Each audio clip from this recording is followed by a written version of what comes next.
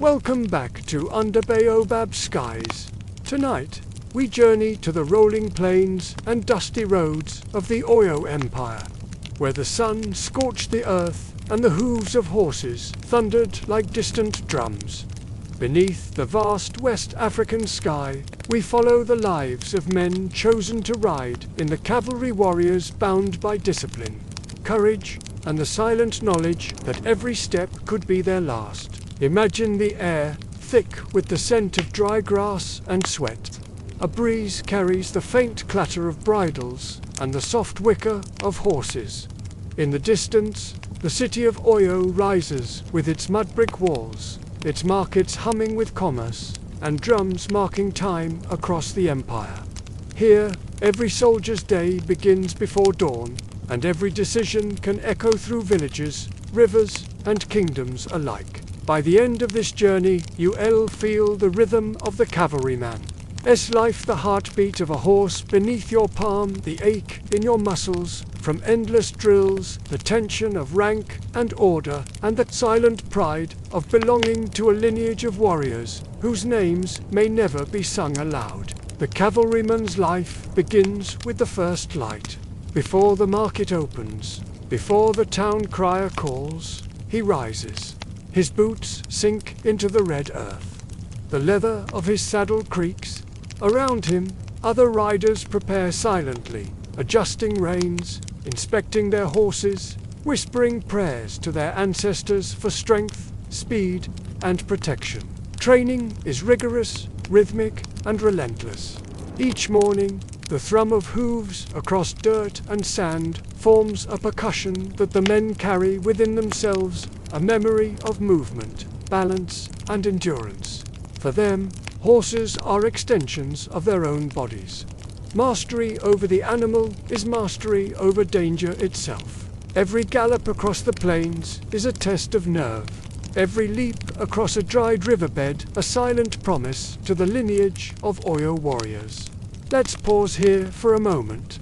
Imagine the fire crackling softly as we rest beneath the stars. The cavalryman's day is long, but his mind must remain sharp. The sound of hooves pounding the earth carries not just a physical rhythm, but a code signals of readiness, respect, and alertness that only his comrades can interpret. Beyond training, the cavalryman learns the maps of rivers, hills, and hidden path secrets known only to those who ride daily across the empire. Knowledge of the terrain, of the seasonal winds, of waterholes and wild animals becomes as vital as the blade at his side. In these silent hours before dawn, the warrior is both pupil and observer, absorbing the whispers of the land into his muscle memory. Even within the structured hierarchy of the Oyo army, camaraderie is subtle and unspoken. Respect is earned in practice, in bravery, and in unwavering attention to duty. The cavalryman learns quickly that a moment of hesitation can unravel formations, endanger lives, or shift the course of a battle. The weight of that responsibility is heavy, yet it is carried with a quiet dignity. As the sun climbs, the city hums with life merchants shouting over the clatter of carts. Children running with woven baskets, drums beating for ceremonies and announcements. But in the cavalry barracks, the world moves to a different rhythm, one of measured steps, controlled breathing, and the soft swish of hooves against packed earth. The lessons of the horse extend far beyond combat. Discipline, patience, and the understanding of cause and effect. If the reins are held too loosely, the animal stumbles. If too tightly, it resists. Similarly, every command, every movement, every choice the cavalryman makes echoes across the lives of those around him. By the time the sun reaches its zenith, the warriors are tested not only physically, but mentally. Drills repeat with an unending rhythm. Charges across open fields. Precise turns, defensive maneuvers, communication through subtle hand gestures and whistle signals. The cavalryman becomes fluent in a language of motion and intuition, where thought and action fuse seamlessly into one. Let's pause again. Breathe in the scent of sun-baked earth and horse sweat. Listen to the silent communication between rider and animal, the quiet nods between comrades. This is not merely training, it is transformation.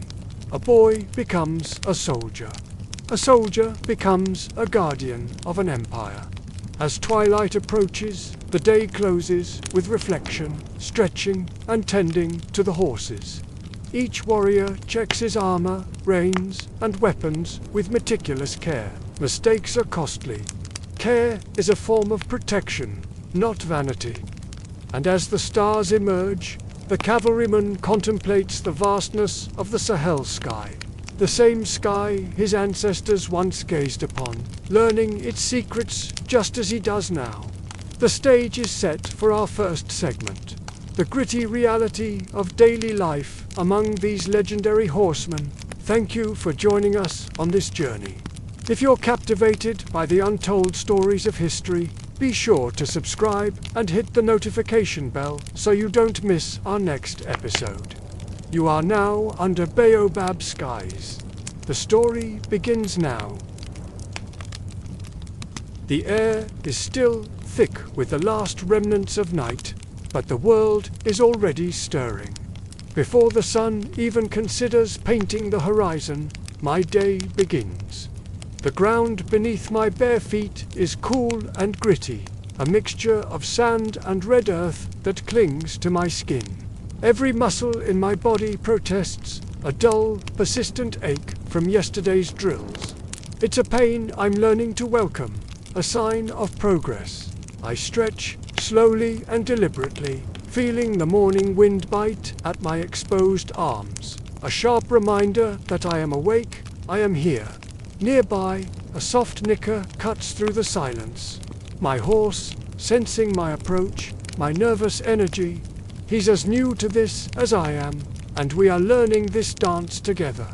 Around us, the veterans move with a silent, practiced grace. They are shadows in the pre-dawn gloom, their hands sure as they adjust worn leather saddles, their lips moving in quiet prayers or whispers to their mounts. There's a hierarchy here, unspoken but as solid as the earth. They are the seasoned heart of the cavalry. I am just a novice, a boy trying to become a man in their image. My first lessons were a shock to the system. You think you know how to ride a horse until you try to stay on one at a full, thundering gallop.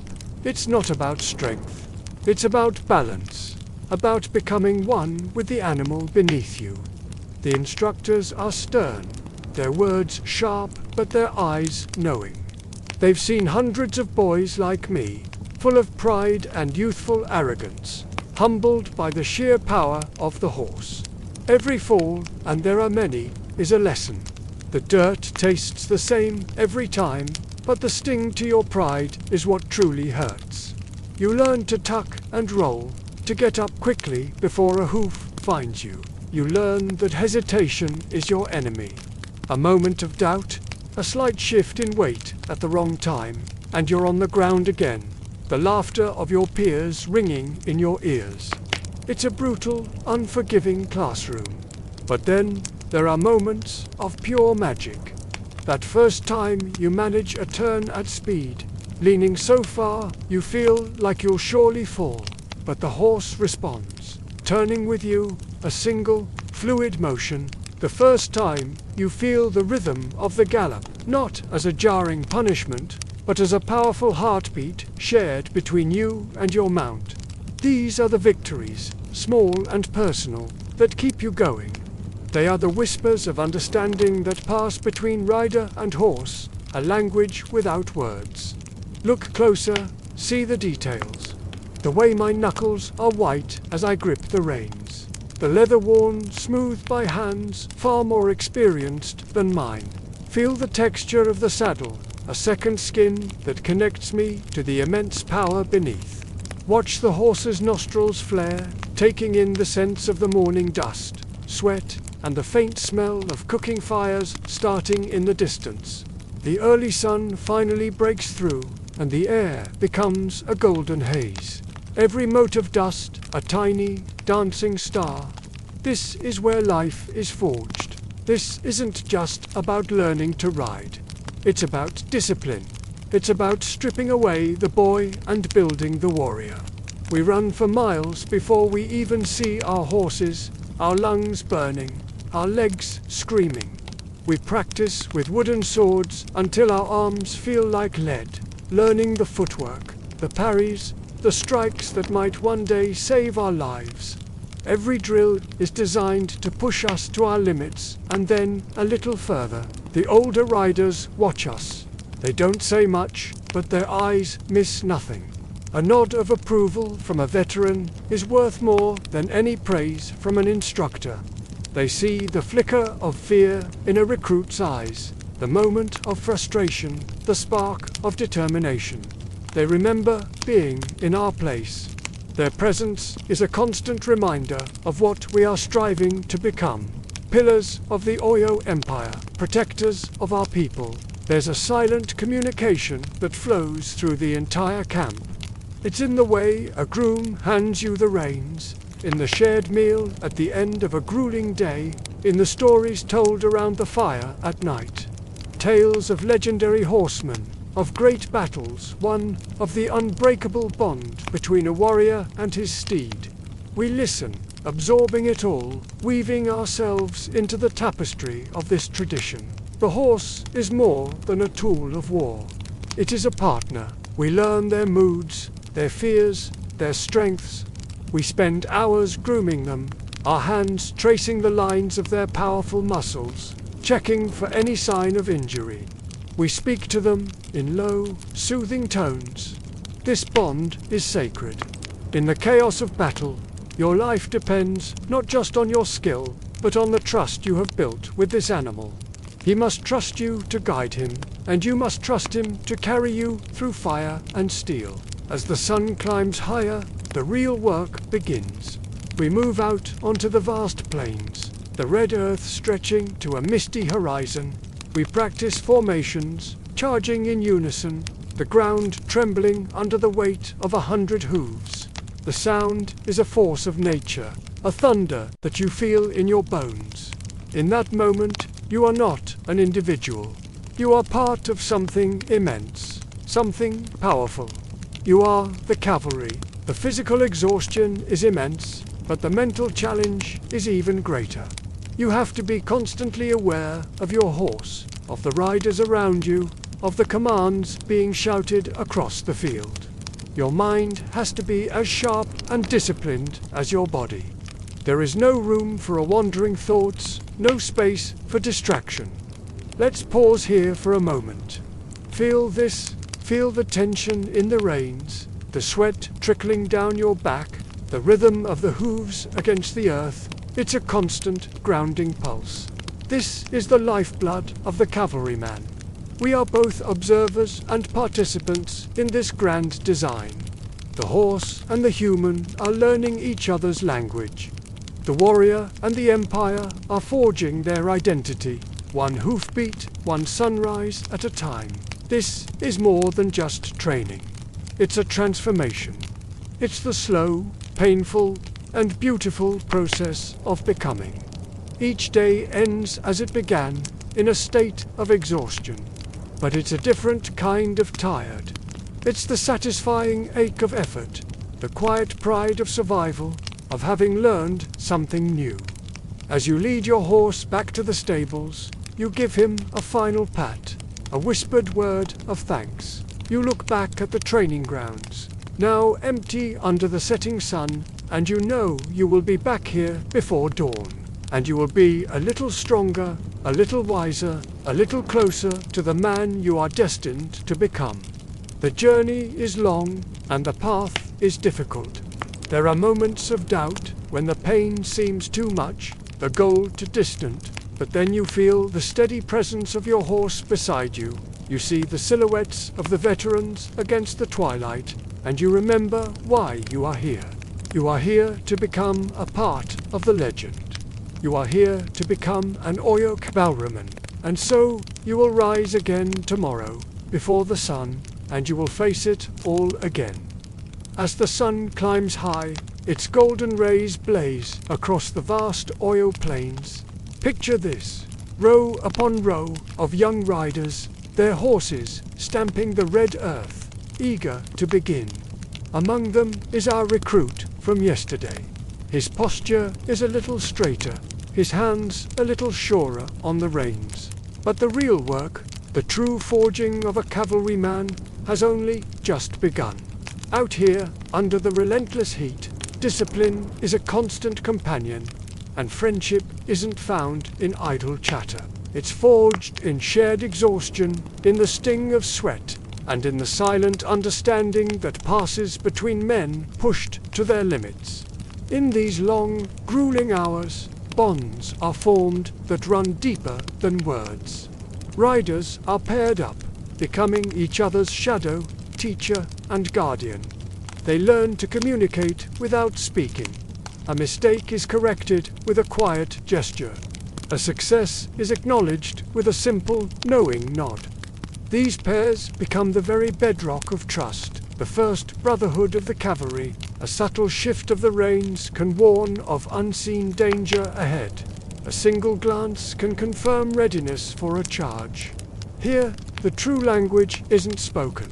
It's lived in the rhythm of the horse, the feel of the earth, and the shared pulse of survival. Apprenticeship in the Oyo cavalry is an art of observation. The elders, veterans with eyes that have seen everything, teach the young recruits to read the world around them. They learn the meaning in a horse's flared nostrils, the story told by a whisper of wind across the savannah, the warning in the faint tremor of the earth beneath their hooves. Every movement, every pause, every glance carries weight. Patience isn't a virtue, it's a necessity, drilled into them through endless repetition, galloping across treacherous, uneven terrain until their muscles scream. Mounting and dismounting so many times it becomes second nature. They are learning to anticipate the unpredictable, to become one with the wild, desert-like plains that demand not just physical strength, but an unbreakable mental fortitude. Let's just pause here for a moment.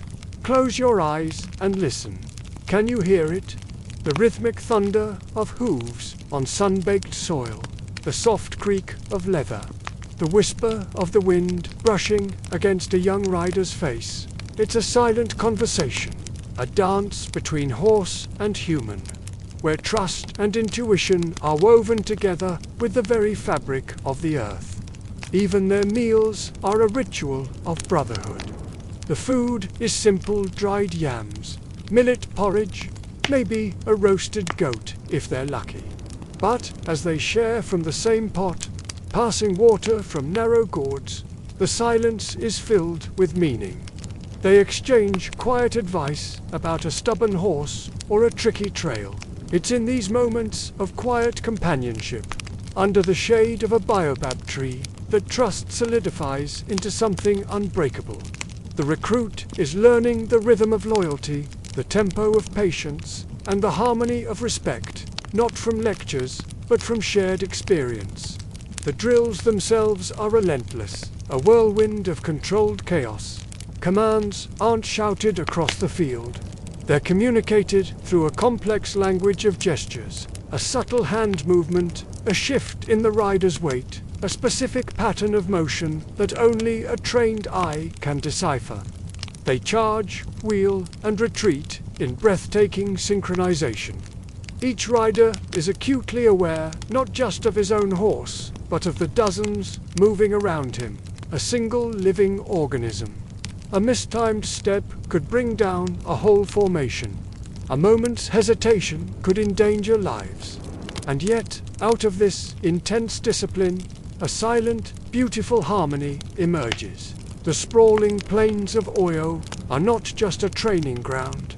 They are a classroom. The riders learn to read the sky, to notice the subtle shift in a flock of birds' flight path that might signal a distant disturbance. They learn that the color of the hills on the horizon can foretell an approaching storm, and that the faint sound of trickling water can lead them to a life-saving spring hidden beneath the rocks.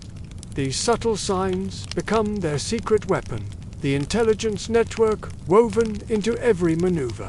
The apprentices discover that the art of war and the art of horsemanship are as much about perception and awareness as they are about raw courage.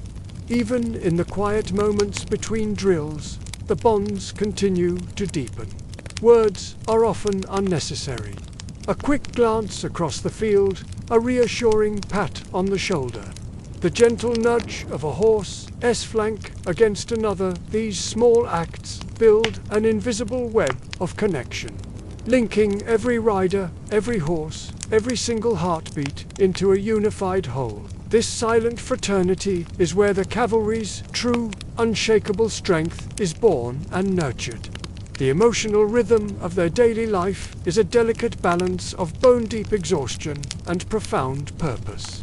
They learn to celebrate the small victories, a perfect, sharp turn at a full gallop, a flawless maneuver through a narrow, rocky pass, the soft, low nicker of a horse, recognizing its rider's touch. Each small success, no matter how minor, builds confidence and cohesion, transforming a group of individuals into something more, something greater.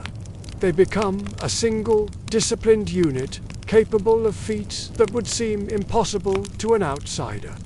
Let's pause again. Imagine the sun beginning to dip below the horizon. It paints the plains in long, dramatic shadows, and the dust kicked up by the horses hangs in the air, sparkling like gold in the last light of day. The oppressive heat finally fades, replaced by a soft, cool evening breeze. The horses stretch and graze peacefully as the riders sit quietly, reflecting on the day's hard-won lessons. It's in these moments of stillness that the camaraderie, the silent bonds forged in the fire of relentless drills, become visible. You can see it in the way their eyes meet in shared understanding, or in the simple, steadying hand one rider places on his neighbor's mount. This training isn't just for show. Beyond the practice fields, the vast Oyo Empire depends on them. The bustling markets, the scattered villages, the vital trade routes rely on the vigilance of cavalry patrols to maintain peace and order. Scouts are constantly observing, watching for potential threats, noting the shifting loyalties of neighboring territories. Every single day spent practicing on these plains has a direct and immediate impact on the Empire's stability. The lessons they learn are never abstract. They are real, embodied in every powerful stride, every thundering gallop, and every shared breath of dusty air. As evening settles in, the day's routine shifts. Now, the focus is on caring for their partners, the horses and their equipment. Saddles are meticulously cleaned and oiled. Weapons are sharpened to a razor's edge, and armor is inspected for any sign of weakness. Even in the quiet of dusk, the discipline never wavers. Every rider understands that a neglected strap or a piece of cracked leather could mean disaster on the battlefield. This deep connection between man and mount extends far beyond the training ground. It's a covenant of survival, written in sweat, patience, and a profound, quiet respect. Finally, the long day ends in reflection. The recruits gather in small circles around the glowing embers of a fire. They share stories of their trials and triumphs, sometimes in hushed whispers, other times in comfortable silence, letting the crackle of the fire speak for them. It's through these shared experiences that our apprentice truly learns the meaning of humility, the immense value of endurance, and the subtle, deep joy of a brotherhood built not on grand pronouncements, but on absolute, mutual reliance. Here, in the fading light, he comes to understand that excellence isn't just about skill. It's about the perfect union of heart, mind, and his noble companion, the horse. He is no longer just a boy from a village. He is becoming a part of something timeless. A warrior whose strength is found in the quiet rhythm of the herd, Dawn breaks across the Oyo plains. A pale, gentle light stretches over endless fields of grass. The cavalrymen are already mounted, their figures forming a silent, imposing line against the rising sun. The soft gleam of leather saddles and polished steel catches the first rays of light, a quiet promise of the day ahead. Here, in this vast, open expanse, the line between honor and peril is razor-thin. Every movement, every twitch of the reins, every decision made in a split second could mean the difference between glory and a forgotten grave in the dust. For a young recruit, the lessons began with discipline and endurance, but the true test lay beyond. Survival demanded something more: intuition, courage, and a quiet, personal reckoning with fear itself. The hierarchy of the cavalry was strict, a ladder of command where every rung was earned. The Olori, the commander, expected absolute obedience, but he also demanded something deeper: complete awareness. A single horseman's misstep could endanger the entire unit. One slip, one misread signal, and a carefully constructed formation could crumble, leaving men exposed and vulnerable to the enemy. Glory wasn't measured in loud, dramatic triumphs or heroic charges celebrated in song. It was found in the quiet, diligent completion of duties, often unnoticed by anyone but the vast, watchful heavens above. It was a silent honor, understood without words. Scouts would return at dawn, their horses kicking up dust as they galloped into camp. They brought vital intelligence from distant villages, river crossings, and rival territories. Their messages were a tapestry of information, woven with threads of opportunity and threat. Some reports carried warnings of raiding parties on the move, approaching rebel forces, or treacherous, impassable terrain. The cavalrymen listened intently, their faces stoic, processing every word. They knew that hesitation or doubt was a luxury they couldn't afford. In their world, it could lead directly to death. The weight of this responsibility pressed heavily on each man's shoulders. Yet it was a burden they accepted with a silent, unwavering pride. Every rapid heartbeat, every tense grip on a rein, spoke of the delicate balance they maintained between constant vigilance and profound patience. Beyond the immediate physical dangers of the battlefield, there was a psychological toll that every rider had to face. Long patrols often meant days, even weeks, of isolation. The constant, hypnotic hum of the wind sweeping over the savannah, the unbroken line of the horizon stretching out in every direction, these elements could play tricks on the mind. The vast emptiness fostered hallucinations and sowed seeds of doubt. Riders sometimes imagined phantom enemies in the distance, shadows that seemed to move in rhythm with their own growing fatigue. The wise elders had always warned that the mind was as vulnerable as the body. A single careless thought, a moment of distraction, could unravel years of rigorous training in a single, fatal instant. A rider had to be a master of his own mind before he could ever hope to master the plains. To combat this internal battle, rituals and charms became essential tools against the creeping tendrils of fear. Small leather pouches, worn close to the skin, might hold sacred cowrie shells, fragrant herbs, or slips of paper inscribed with words of prayer from local priests. These weren't just trinkets, they were anchors. Some warriors would consult diviners before a major campaign, seeking guidance on timing, strategy, and auspicious moments to act. These practices grounded the cavalrymen, connecting them to something greater than themselves, a spiritual force, an ancestral lineage that whispered encouragement, patience, and vigilance into their souls. The young recruit quickly learned that true courage was often a quiet affair. It was less about a dramatic, thunderous charge and more about presence, awareness, and the inner strength to hold one's ground when fear whispered to run. Let's pause here for a moment. Imagine yourself with them. The fire crackles softly, sending sparks into the star-dusted night sky. We're resting, just for a moment, beneath the vast, silent heavens. Can you hear it? The faint echo of hooves, a memory from the morning, galloping over the dawn-swept plains. Can you smell it? The breeze carrying the scent of dry grass and rich, red earth. In that quiet space between breaths, the cavalryman's mind becomes both a sentinel and a sanctuary.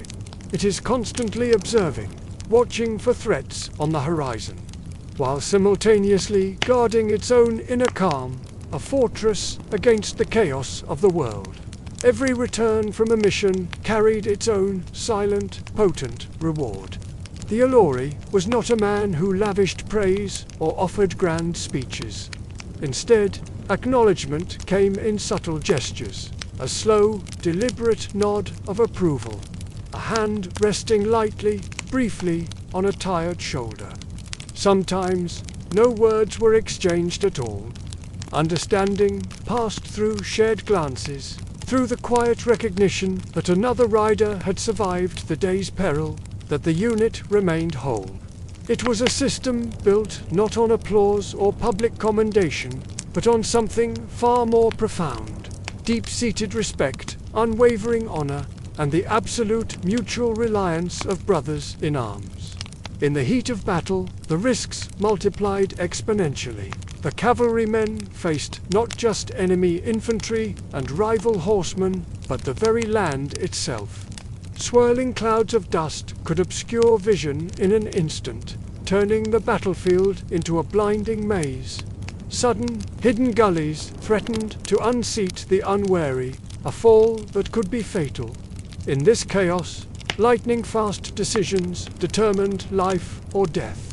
The recruit watched the older, veteran riders with intense focus, noting how their incredible calmness and anticipation allowed them to guide their powerful mounts through the maelstrom. It was as if they could see the battle unfold moments before it happened. Here, skill and intuition intertwined, creating a fluid, deadly grace. A single misstep could shatter formations, but mastery transformed the chaos into a dance, a fluid motion across perilous plains. Silence remained a constant, trusted companion. The horses communicated in subtle shifts of weight and soft whinnies. The riders communicated through precise hand gestures and shifts in their formation. In these critical moments, words were a liability. They could betray an intention to a keen-eyed enemy or distract a rider from the crucial perceptions needed to survive. A seasoned cavalryman learned to move with the environment, to become a part of it. He could read the direction of the wind, the shape of the horizon, and even the subtle patterns in an enemy's behavior. Such expertise took years, even decades, to cultivate, and it was often paid for with the scars of injury or the ghosts of missed opportunities. The constant interplay between risk and reward shaped the cavalryman's entire moral universe. Ambition and courage were necessary virtues, the fuel that drove them forward. But these fiery qualities had to be tempered by the cool waters of discipline and empathy. A reckless, glory-seeking charge might win a small skirmish, but at the devastating cost of good men. Conversely, an excess of caution, of careful observation, could prevent disaster, but might mean missing a fleeting chance for a decisive victory. Each rider had to balance these opposing forces within himself, learning to act with profound awareness, humility, and a calculated acceptance of risk. Superstitions and personal rituals were deeply intertwined with these hard-learned lessons. Riders often carried small, hidden charms, or had words of praise and protection sewn into the linings of their tunics by a loved one. Some would whisper quiet incantations to their ancestors, asking for strength and guidance before galloping into the unknown. These rituals were not mere superstition. They were a vital part of their mental and spiritual armor. They grounded the cavalryman, reinforcing his focus and connecting the individual warrior to the collective strength and storied past of the entire Oyo Empire. Let's pause again. The sun dips low, painting the sky in hues of orange and purple. It casts long, dramatic shadows across the plains. The dust, stirred by 1,000 hooves, begins to settle back into the red earth. The horses graze peacefully, their work done for the day, while the riders reflect in silence. Glory and danger are inseparable companions on this path, and the young recruit can feel the weight of both pressing against his chest. But that weight is tempered by a quiet resilience, a strength drawn from the shared breath and silent presence of his comrades beside him.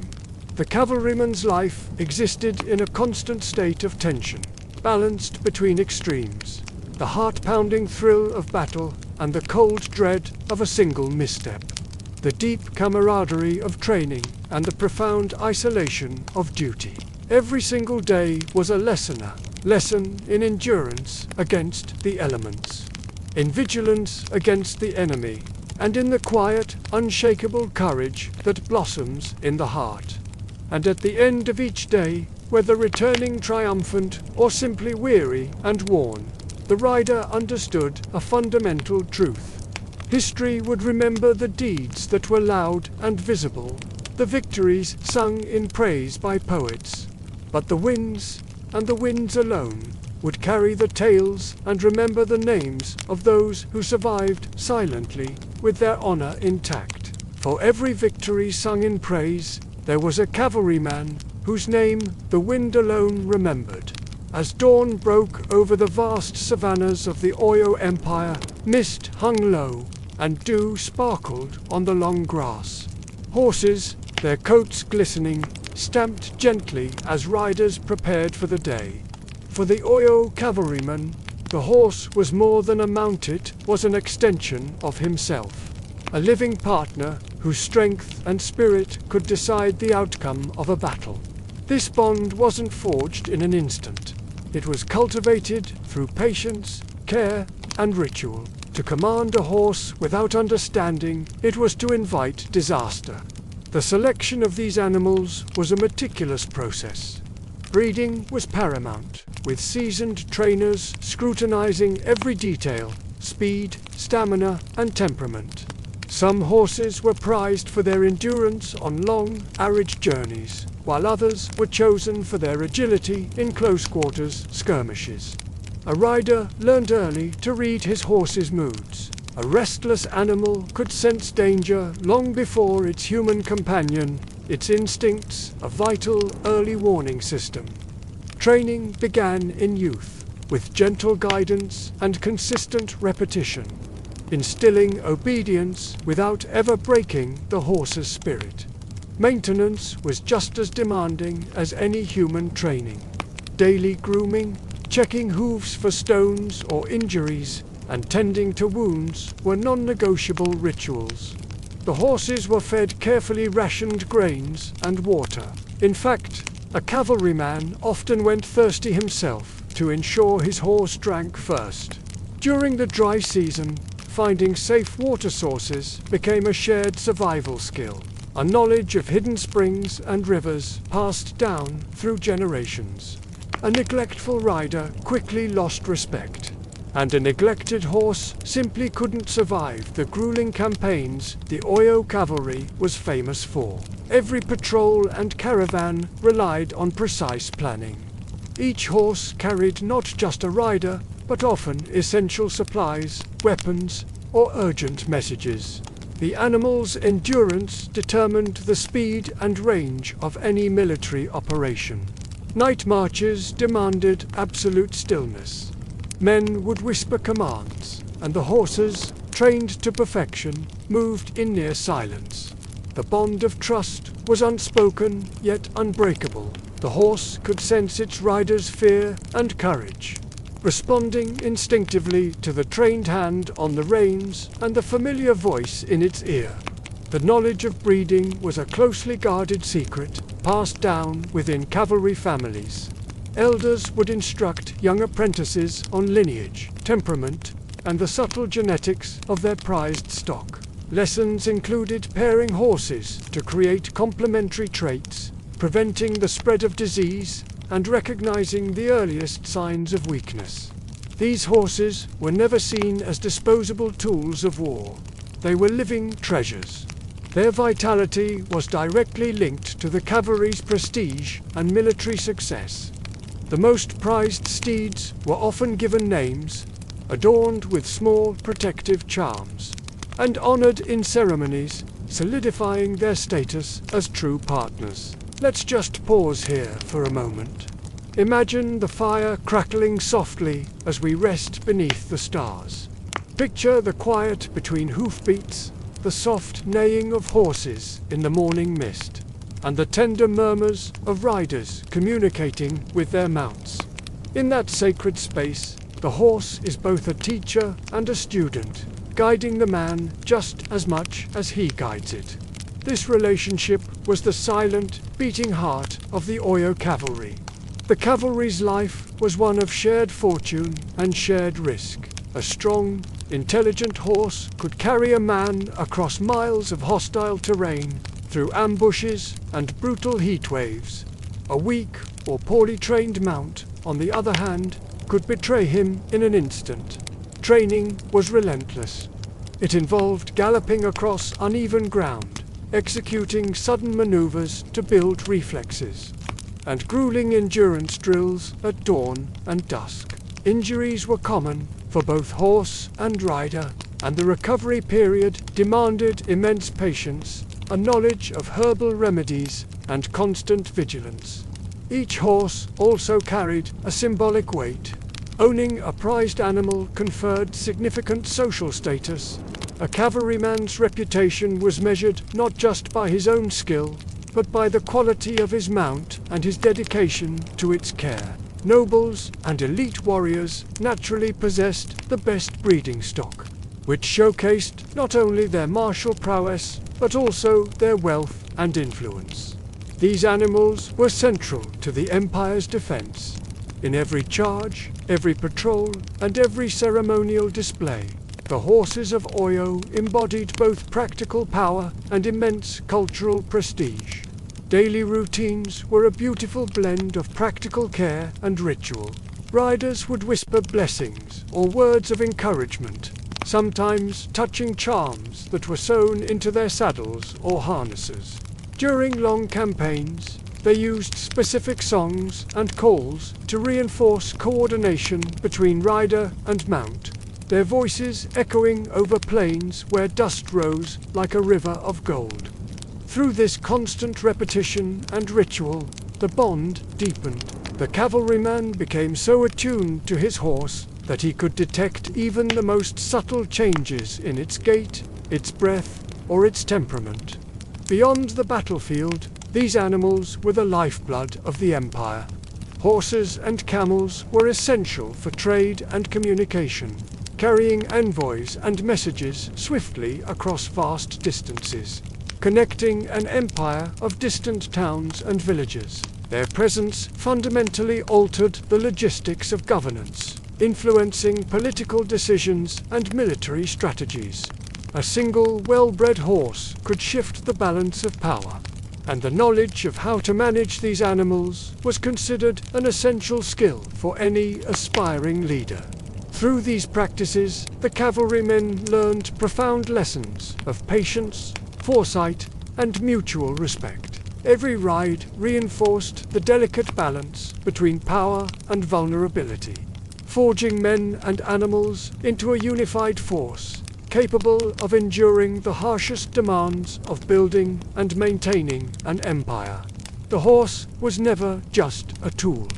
It was a partner, a mirror of the rider's own discipline, and a living conduit for both human and martial spirit. Let's pause again. Feel the wind moving over the plains, hear the soft snort of a horse nearby, and imagine that quiet, unspoken understanding between rider and mount. In these moments, the rhythm of life, the pulse of hooves, the shared breath of man and animal, the whisper of the tall grass becomes a form of meditation. It's a reminder that endurance, care, and vigilance are intertwined, not just for survival, but for honor. The lessons were clear. Without these animals of fortune, the Oyo cavalry could not exist. Every triumph, every successful campaign depended on the skill of the rider and the strength of the animal. And every single day of training, grooming, and care reinforced a bond that went far beyond mere utility. It became embedded in the culture, the memory, and the very soul of the empire. Ultimately, the cavalryman learned that his own fate, and the fate of his empire, rested on the loyalty and endurance of these magnificent animals. Each horse was a teacher, a confidant, and a silent partner in the life and death rhythm of the plains. And in that profound knowledge, the young rider discovered the true essence of Oyo's power, a perfect harmony of human skill, animal strength, and the disciplined patience that bound them together as one. The sun rose slowly over the rolling savannas of the Oyo Empire, painting the grasslands with gold and shadow. Every morning began with careful planning. Patrols, scouts, and cavalry units prepared to move across vast stretches of land, guided by the subtle cues of the terrain. For the cavalryman, the land itself was both an ally and a teacher. Every rise, every depression, and every riverbed held secrets. And understanding these nuances meant the difference between success and disaster. Navigation was not learned from maps alone. While cartography existed, the Oyo cavalry relied primarily on memory, observation, and oral instruction. Elders taught young riders to recognize patterns in the earth, the alignment of termite mounds, the subtle indentation of animal paths, and the direction of winds that whispered across the grasses. Each detail, when woven together, created a living map, etched into the mind like a melody. A skilled cavalryman could traverse unfamiliar territory at night, guided only by the stars and the subtle changes in vegetation. The routes they traveled were not always straightforward. Seasonal rivers could flood paths, and hidden ravines threatened to overturn both horse and rider. To counter this, scouts often rode ahead, silently marking obstacles and choosing safe passages. These paths were more than just routes. They were strategic lifelines. In times of war, the same tracks allowed for the rapid deployment of forces, surprise maneuvers, and devastating flanking attacks. The deep knowledge of the terrain gave the Oyo cavalry a tactical edge, transforming natural landscapes into instruments of military precision. Communication during these long movements relied on rhythm and discipline. Riders used subtle hand gestures, changes in speed, and even the placement of their spears or shields to signal formations. The cavalry operated like a single, living organism. The lead riders would sense danger, the middle would form protective ranks, and the rear would cover potential retreats. This harmony was absolutely essential. A single misstep could compromise the entire unit and jeopardize a mission. Training emphasized both endurance and speed. Cavalrymen practiced riding in formation at varying paces, simulating sudden charges or quick, evasive maneuvers. Their horses were conditioned to respond instantly to commands, to pivot in unison, and to remain calm amidst the chaos of mock battle. Riders learned to anticipate each other's movements, creating a seamless, almost silent coordination that could overwhelm enemies who relied on more disorganized infantry. Beyond individual skill, the Oyo Empire developed sophisticated cavalry tactics. Scouts were the eyes and ears of the army, identifying weak points in enemy lines and feeding intelligence back to commanders. The cavalry units would then exploit terrain advantages, such as narrow passes or river crossings, to force opposing armies into vulnerable positions. The cavalry's incredible mobility allowed for both a strong defense and a rapid offense.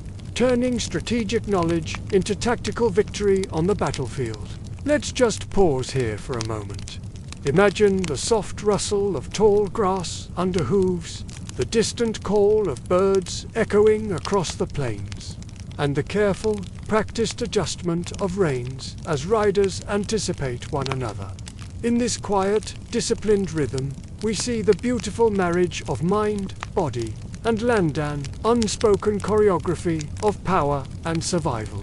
Riders also mastered the art of deception. Feigned retreats, sudden flanking charges, and daring night maneuvers required absolute trust in both their horse and their comrades. Young cavalrymen learned early on that bravery alone was insufficient. Subtlety, patience, and precise timing were the true keys to success. Horses were trained to respond to the lightest touch of the reins, allowing riders to execute complex maneuvers without uttering a single word. Night operations introduced a whole other layer of complexity. Under the stars, the cavalry moved in near-total silence, guided by scouts who had memorized constellations and natural markers on the land. Camps were discreetly established near water sources, with sentries positioned to guard both horse and rider. Meals were eaten sparingly and rest was brief, for the cavalrymen understood that constant vigilance was the price of survival. The coordination of multiple cavalry units reflected the Empire's broader military intelligence. Each unit had its own defined responsibilities: reconnaissance, flanking, holding a reserve position, or leading the vanguard. The deep knowledge of terrain, seasonal patterns, and enemy habits was passed down through generations of soldiers, forming a living repository of strategy. Young men who mastered this knowledge gained not only status, but also influence, their skill marking them as invaluable to the Oyo hierarchy.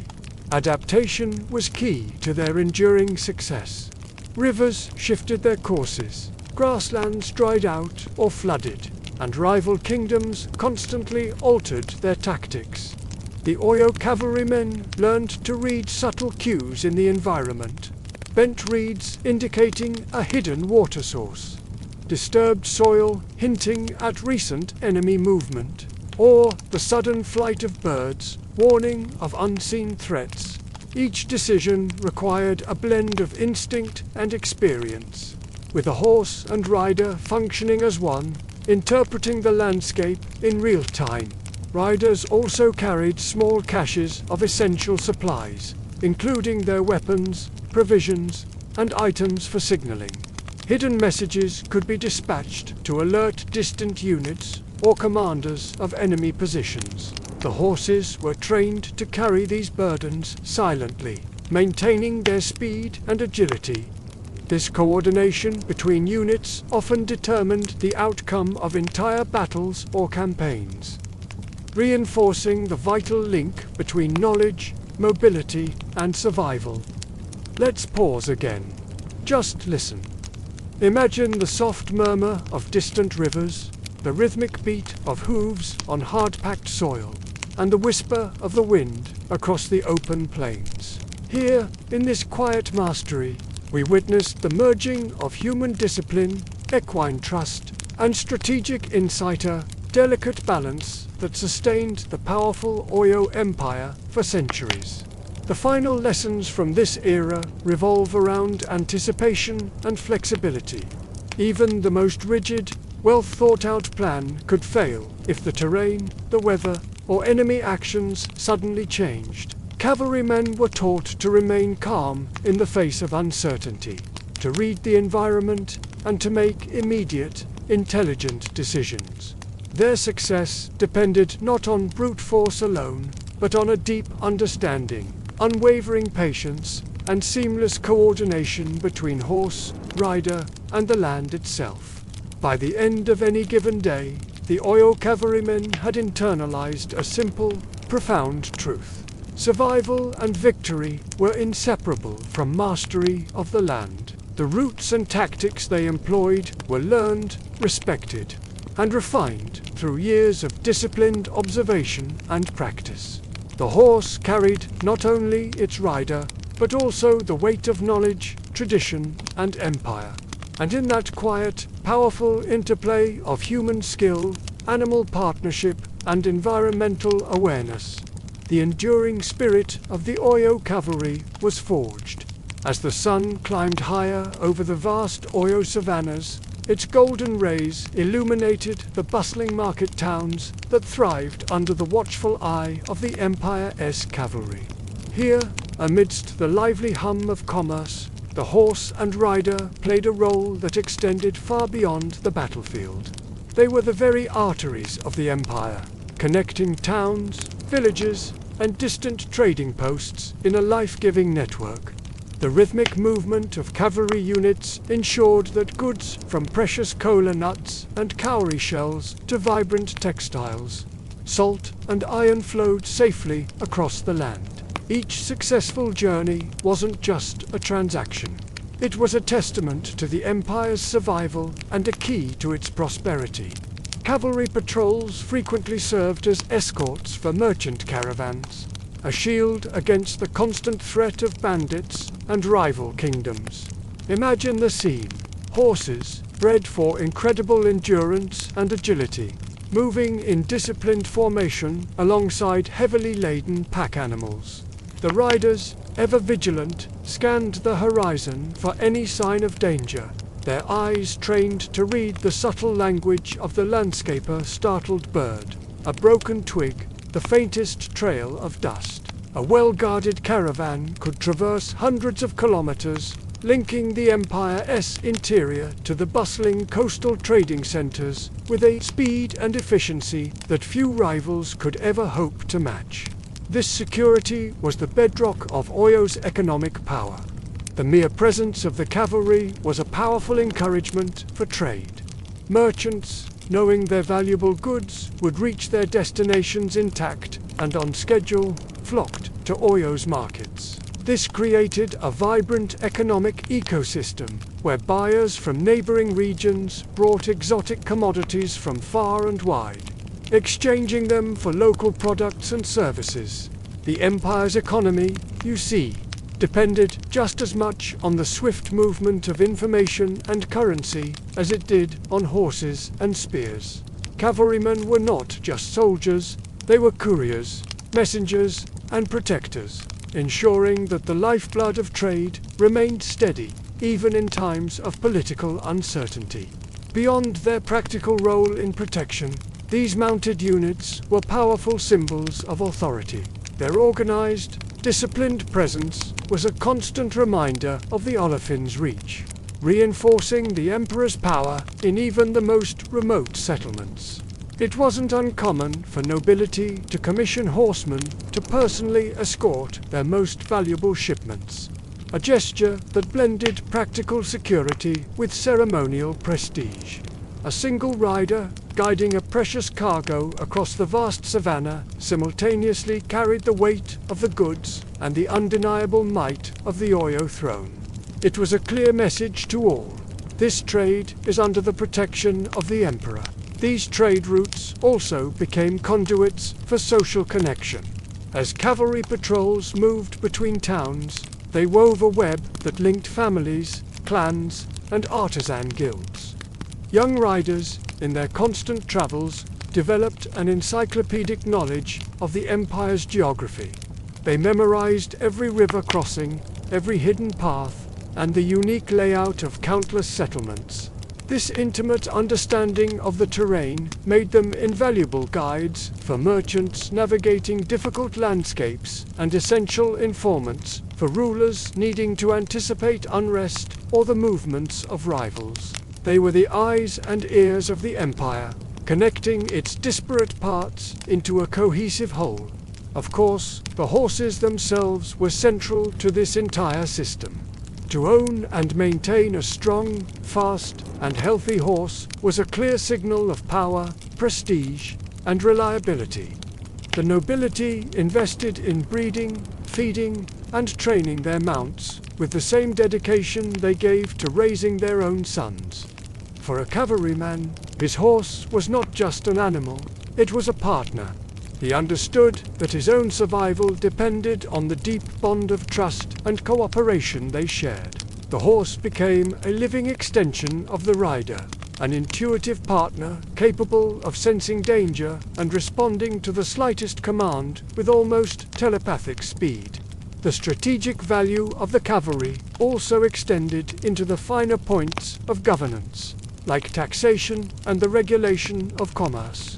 Patrols monitored the trade routes, collecting tolls and tribute, and deterring any form of illegal trade that might undermine the empire's economy.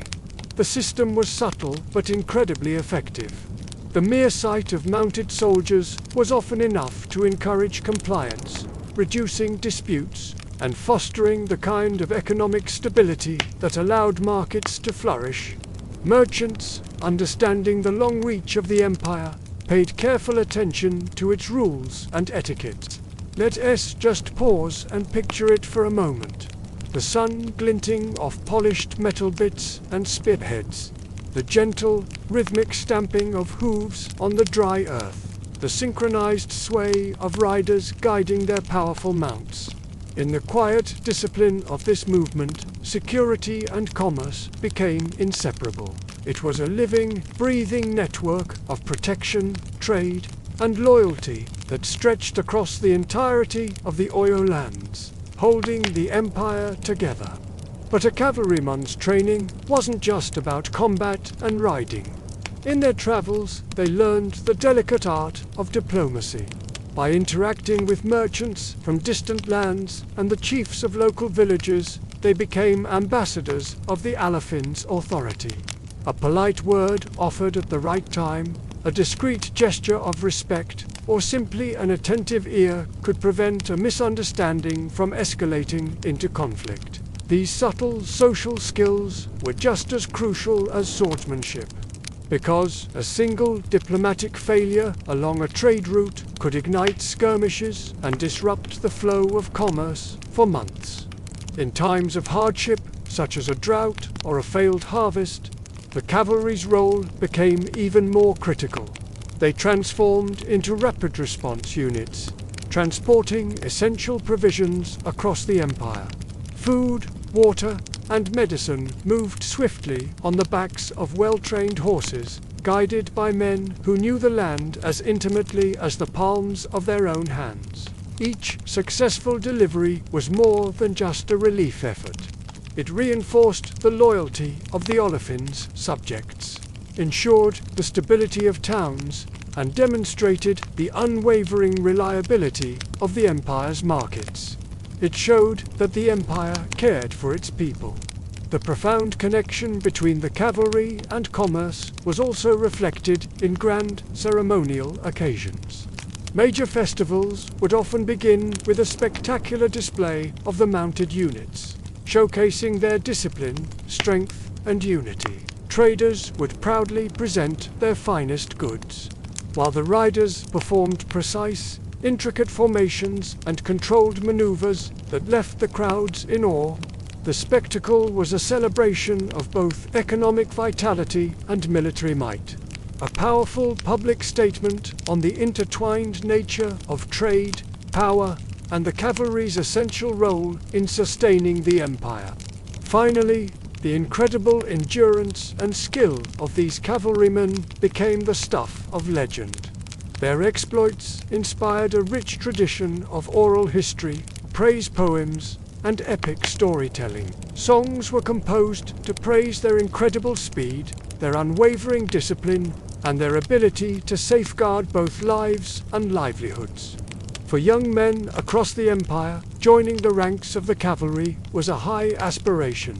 They recognized that mastering the horse and the terrain brought not only honor, but also tangible benefits: privileged access to markets, inclusion in powerful trade networks, and a respected place within the empire's economic life. As the day waned and the sun dipped below the horizon, casting long, dramatic shadows across the savannah, the cavalry would return to their stables or encampments. Their work was not done. Horses were carefully tended to, Weapons were cleaned and sharpened, and plans were meticulously made for the next day's journey. The empire's lifeblood, the constant, steady movement of goods, wealth, and information rested squarely on their capable shoulders. And in those quiet moments, as the stars began to appear, a rider might reflect on the dual nature of his duty: to be a protector of both the realm and its prosperity, a servant of both military discipline and thriving commerce. It's clear that the Oyo cavalry was far more than just a military force. They were the guardians of trade, the engines of mobility, and the glue that held the empire together. Every journey, every patrol, and every escort strengthened the intricate bonds between horse, rider, and empire. They ensured that wealth flowed safely, that towns prospered, and that the Alafin's influence endured across the vast and challenging landscapes of West Africa.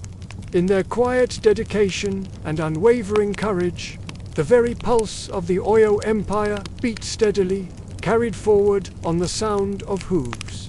Beneath the blazing West African sun, the Oyo cavalry trained not just to fight, but to maintain the delicate equilibrium between the military might and the civil structures of their vast empire. The Olafin, the king, didn't see his horsemen merely as instruments of war. To him, they were stabilizers of authority, the living embodiment of a system that balanced raw power with disciplined governance. Every single cavalryman was a vital node in a network designed to ensure that might was always exercised with loyalty, precision, and a deep understanding of the empire's needs. From the very first day, young recruits were taught a fundamental truth. Mastery of the sword was completely inseparable from an understanding of political nuance.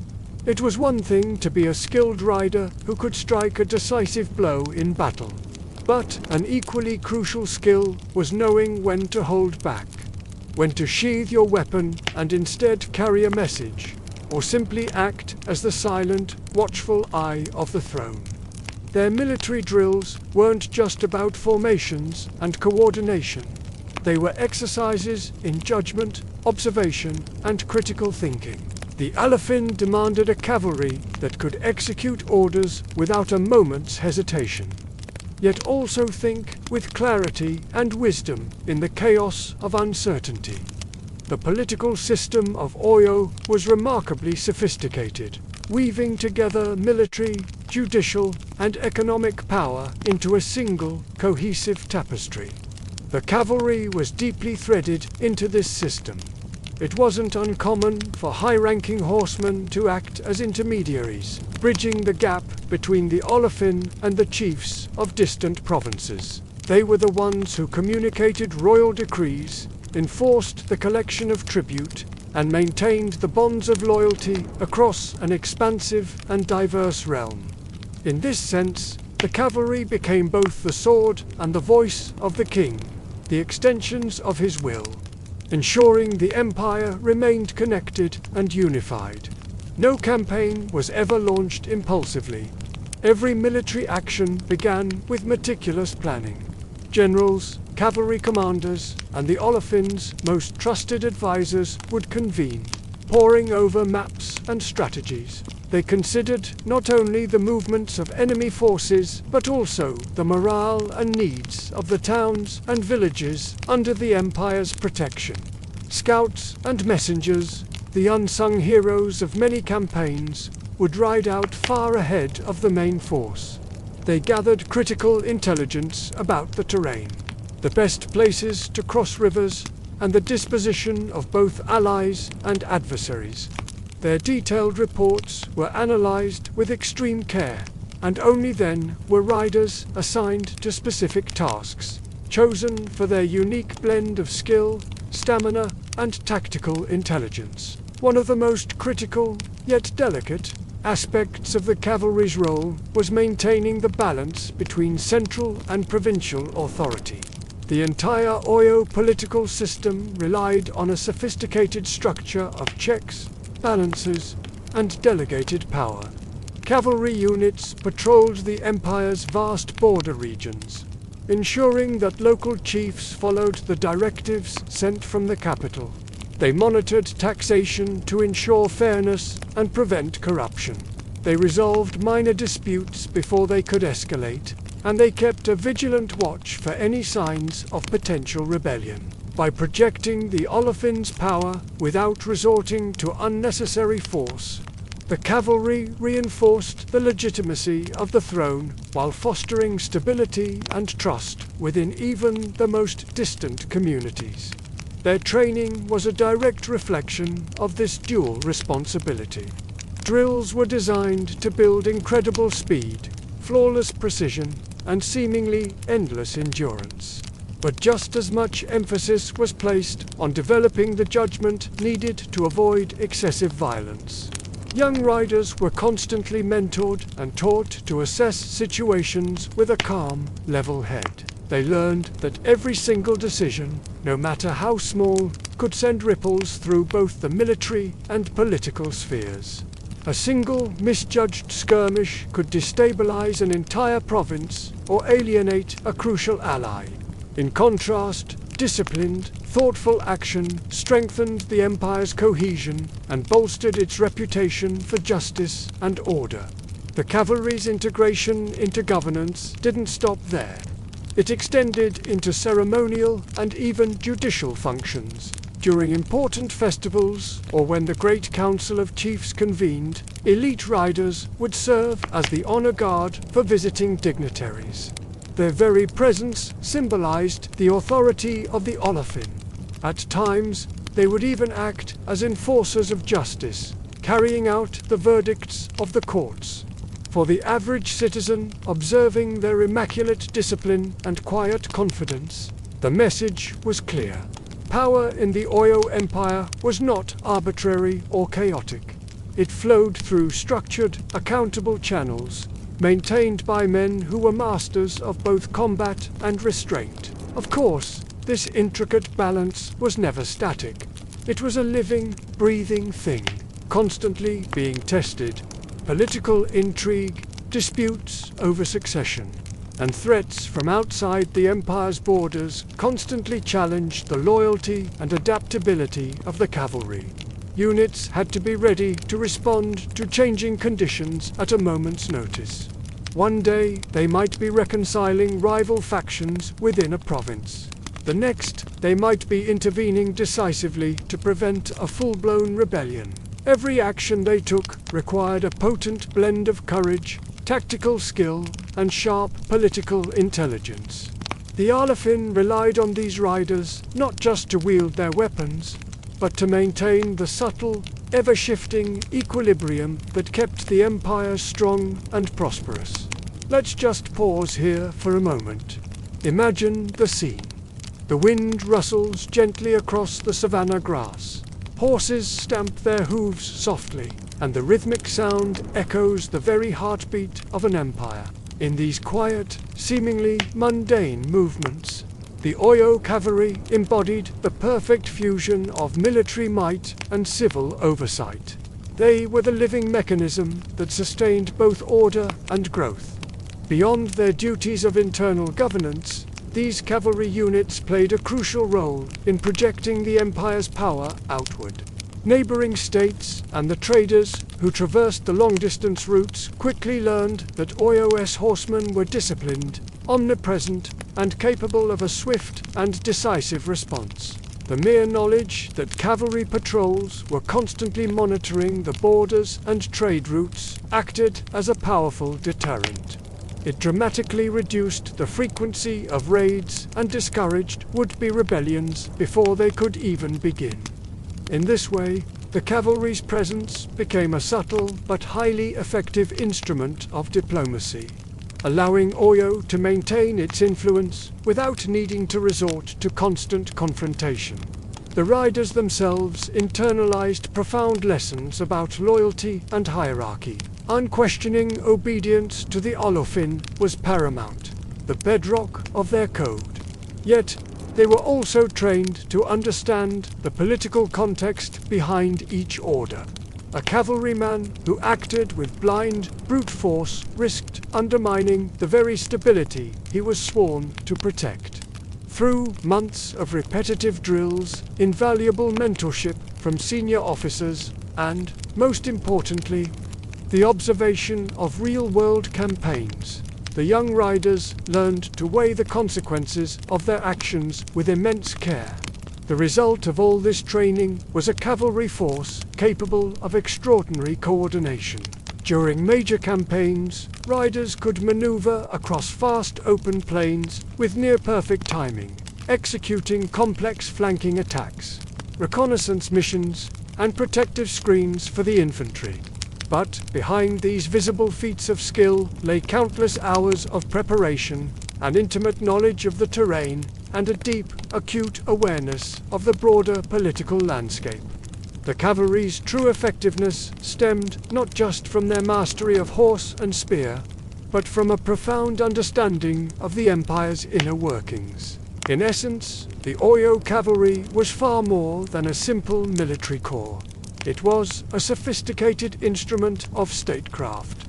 The Alafin's grand vision for his empire depended on these men. Their mastery of speed, their incredible endurance, and their keen powers of observation ensured both security and cohesion across the realm. The entire balance of political and military power rested squarely on their disciplined bodies, their sharp minds, and their unwavering loyalty. Every patrol they rode, every dignitary they escorted, and every campaign they fought reinforced the Empire's strength, creating the secure environment in which trade, governance, and culture could all flourish in tandem. As the sun would begin to dip low, casting long, golden shadows across the training grounds, the young riders mounted their horses with a new, deeper understanding. They were not just soldiers, they were guardians of the state, men entrusted with the delicate and noble art of balancing force with wisdom. Their swords gleamed in the fading light, their reins were held steady, and their minds were focused, not only on the next battle, but on the continuous, unending task of sustaining an empire through measured discipline, sharp insight, and unwavering honor. By now, it's clear that the Oyo cavalry's role extended far beyond the battlefield. They were the instruments of empire, the sinews connecting military power, political authority, and civil stability. Through their vigilance, their incredible skill, and their sound judgment, the Olafin's vision of a cohesive, prosperous, and enduring realm became a living reality, a story written not only in the glory of victories, but in the careful, measured steps of each horse and rider. Across the heartlands of the Empire, as dawn broke over the vast plains of Yorubaland, the Olafin's palace stirred with a quiet, confident authority. Just beyond the intricately carved gates, courtiers, emissaries, and scribes moved in precise, almost choreographed patterns. Each step, each exchanged word, was part of an immense and intricate web of governance. But at the very edge of this bustling political stage, the cavalry waited. Horses were tethered, their eyes alert, their ears twitching at the faintest sound. For these Oyo horsemen, service wasn't something that started and ended on a battlefield. No, it was a continuous thread, a continuum that linked the intrigues of the palace with the realities of the frontier, diplomacy with discipline, and unwavering loyalty with constant vigilance. Cavalry officers were far more than just soldiers. They were the nervous system of the empire. They often carried vital messages between the king and his provincial chiefs, moving with incredible speed across hundreds of miles of grasslands, forests, and river valleys. They were the Alafin's living couriers. Sometimes they bore direct commands, other times they delivered carefully worded counsel, and almost always they were observing, noticing subtleties that could escape even the sharpest eyes back in the palace. Every single assignment demanded absolute precision, both in its timing and in the officer's judgment. A single miscommunication, a misinterpreted word, could spark unrest, disrupt critical trade arrangements, or compromise the empire's military readiness. Their role was a high-stakes balancing act between speed and discretion. Within the court itself, the interplay between military power and civil authority was a delicate dance.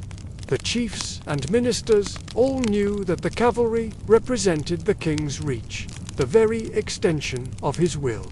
Yet, their presence had to be managed with extreme care to avoid any perception of intimidation or a military takeover. While the cavalrymen were enforcers of the Alaphin's law, they were also silent witnesses to the subtle maneuvers and power plays of court politics. Their loyalty was constantly tested. Even the most skilled horseman could find himself becoming a pawn in a larger game if he'd misread a rival chief's intentions or misjudged the mood during an audience with a powerful minister. So, how did they prepare for such complex, dual responsibilities? Their training was as much practical as it was symbolic. Of course, recruits learned the arts of war swordplay, archery from horseback, and complex riding techniques. But, just as importantly, they were schooled in the etiquette of the court. They learned how to read expressions, how to interpret body language, and how to carry themselves with a quiet humility while simultaneously commanding respect.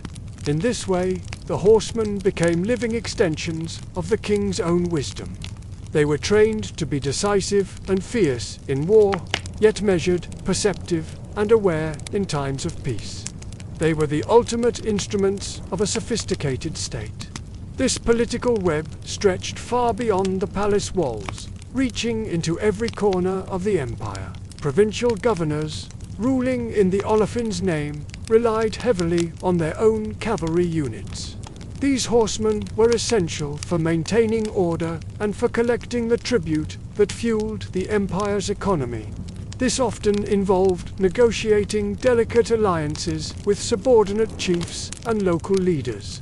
It was a task that required immense subtlety. A heavy-handed approach could easily incite a rebellion, but being too lenient might undermine the king's authority and be seen as a sign of weakness. The cavalry, disciplined in both the application of force and the art of restraint, became a crucial stabilizing agent. They ensured that military power reinforced civil governance rather than destabilizing it. Scouts and messengers added another, often invisible, layer to this political influence. Their intelligence-gathering missions were the eyes and ears of the empire. They would map the territories of rival states, track potential threats along the borders, and monitor the vital trade routes that were the empire's lifeblood. All this information fed directly into the Alaphin's decision-making process. In many cases, a single well-timed report from a cavalry scout could prevent a conflict. Altogether redirect resources to a more strategic area or shift the balance of power in favor of the Oyo Empire without a single sword ever being drawn. This quiet, invisible work of power was every bit as crucial as any glorious charge across a battlefield. Let's just pause here for a moment. Imagine it, the soft neigh of a horse, mingling with the sound of the wind whispering through the tall savanna grasses. The constant hum of the palace has receded into the distance. Out here, the Oyo cavalry's presence is a constant, powerful undercurrent.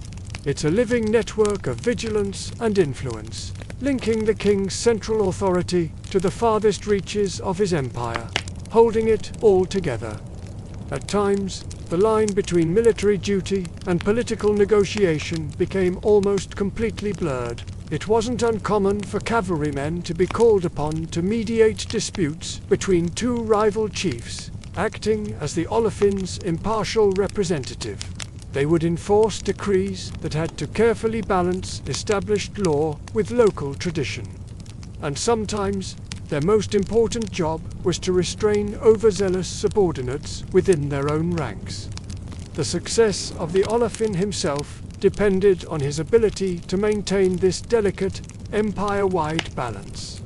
The horsemen were the instruments through which his vision was made real. Their actions, whether forceful or diplomatic, reinforced loyalty, ensured compliance, and kept the very threads of the empire taut and resilient. Of course, the intricate web of Oyo politics was also fraught with peril. Rival factions within the court, ambitious ministers, and discontented provincial leaders were constantly testing the boundaries of the Olafin's authority. In these tense moments, the cavalry's role would shift from that of a messenger to that of a sentinel. Patrols along the trade routes did more than protect merchants. They discouraged any thoughts of insubordination. Strategically placed garrisons of horsemen served as a constant, visible reminder that the king's influence and his justice reached even the most remote corners of the realm. In essence, the cavalry acted as both a shield and a mirror.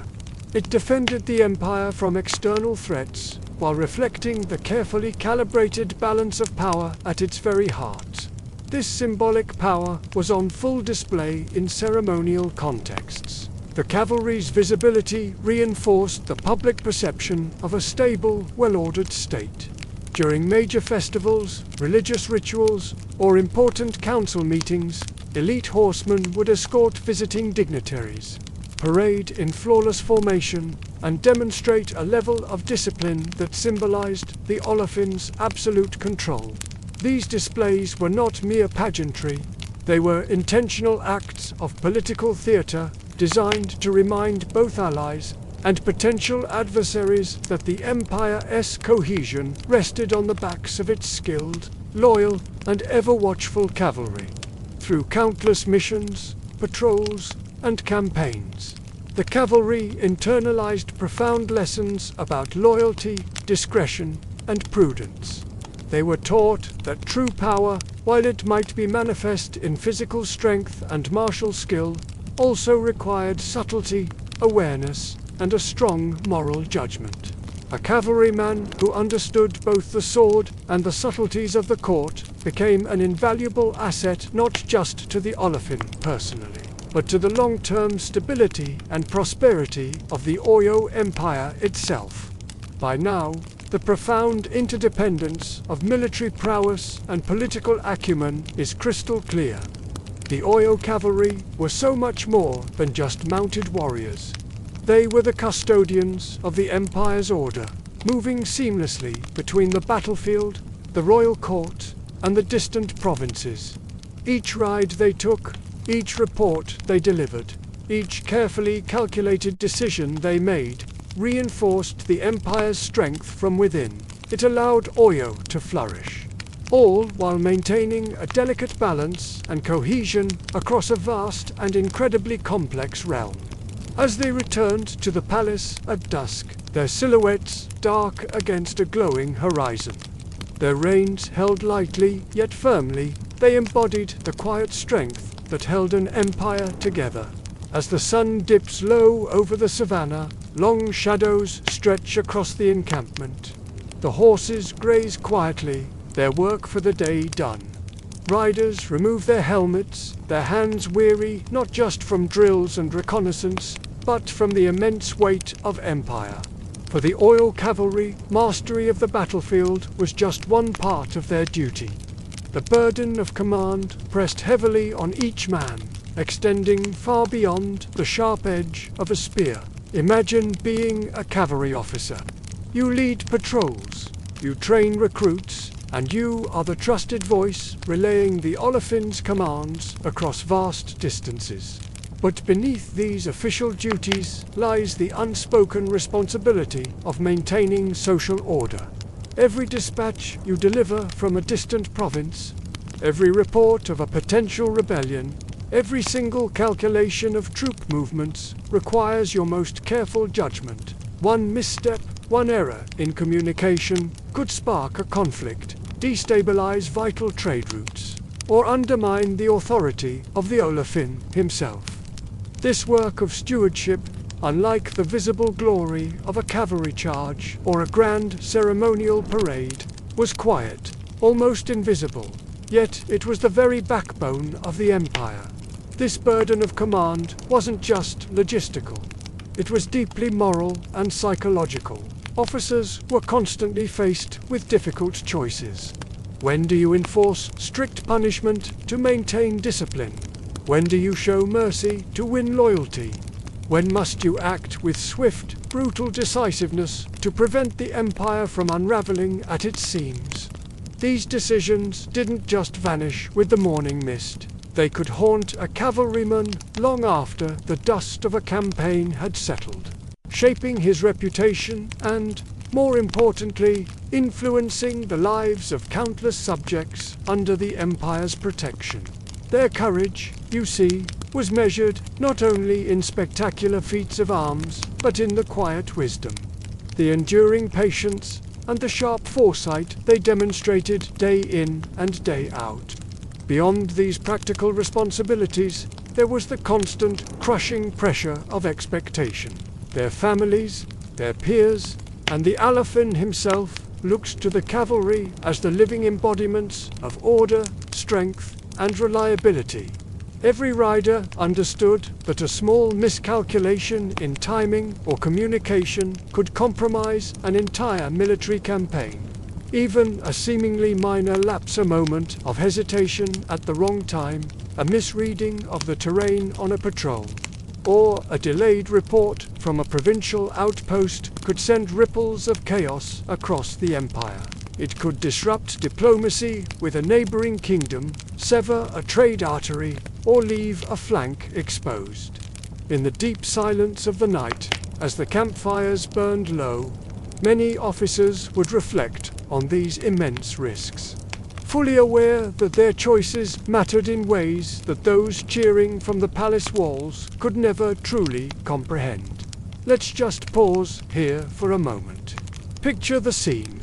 The fire crackles softly in the encampment, and the wind whispers through the tall savanna grasses. Each officer, in these quiet moments, breathes in the rhythm of the land, perfectly attuned to both its hidden dangers and its profound lessons.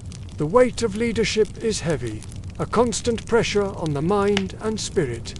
But it is in this silence, in this shared solitude, that true understanding grows.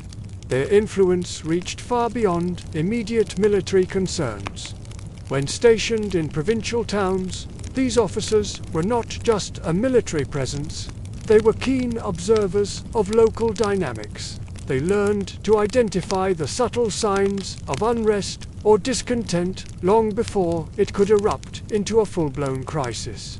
Their detailed reports back to the capital were not just military updates.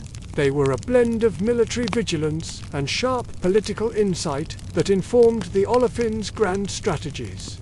In essence, these riders were the Empire's eyes and its conscience, moving through the world with an awareness that extended far beyond the immediate battlefield. The pressures of command also flowed naturally into mentorship. Experienced cavalrymen knew that the future of the Empire rested on their shoulders in more ways than one. They bore the solemn responsibility of training the next generation. Recruits were not simply taught how to ride a horse or wield a spear. They were instructed in the delicate arts of diplomacy, the complexities of ethical judgment, and the critical skill of observation. Every lesson, every stern warning, every carefully delivered reprimand was a thread being woven into the grand tapestry of the Empire. This was how they ensured that the Oyo cavalry remained not only skilled warriors but also wise, disciplined, and unshakably loyal leaders. Even in the aftermath of triumph of victory won, a rebellion suppressed, a border secured, there was little time for prolonged celebration. Success brought its own shadow, the expectation of continuous, unending vigilance. It was an unspoken reminder that new threats would always persist, that the balance of power was fragile and could shift at any moment. Each officer carried this duality within them, the glory of victory and the duty of vigilance, the pride in their service and the immense responsibility that came with it through every single day and every grueling campaign. The burden of command was felt most deeply during times of crisis, when natural disasters like floods or famines struck a region, or when rival kingdoms decided to test the limits of diplomacy with aggressive posturing. The cavalry was often the first to respond. Their decisions in these moments were critical. Where should they station their troops to provide aid and maintain order? Which messages from which local leaders should be prioritized? Which allies should be heeded and which should be viewed with suspicion? The answers to these questions shaped the survival and prosperity of both the army and the entire empire. The weight of such responsibility left its marks that couldn't be measured in scars or medals. It was etched into the spirit, into the very posture, and into the quiet, reflective gaze of each man. As night finally fell, the camp settled into an almost reverential stillness. The horses huddled together in the shadows, their powerful forms at rest. Officers walked slowly along paths they had traversed countless times, their minds processing the day's events. And above, the stars emerged one by one, like silent, ancient witnesses to the burdens being carried on the earth below. In this profound calm, the lessons of the day were absorbed. Vigilance, patience, and a deep humility in the face of such overwhelming responsibility. The cavalryman's role was never simply to fight. It was to observe, to understand, and to act with measured wisdom. And as the last embers glow in the fire pits, we are reminded of a powerful truth. The grandeur of the Oyo Empire was supported not just by valor in battle, but by the unseen labor of those who carried its weight silently, patiently, and with steadfast devotion.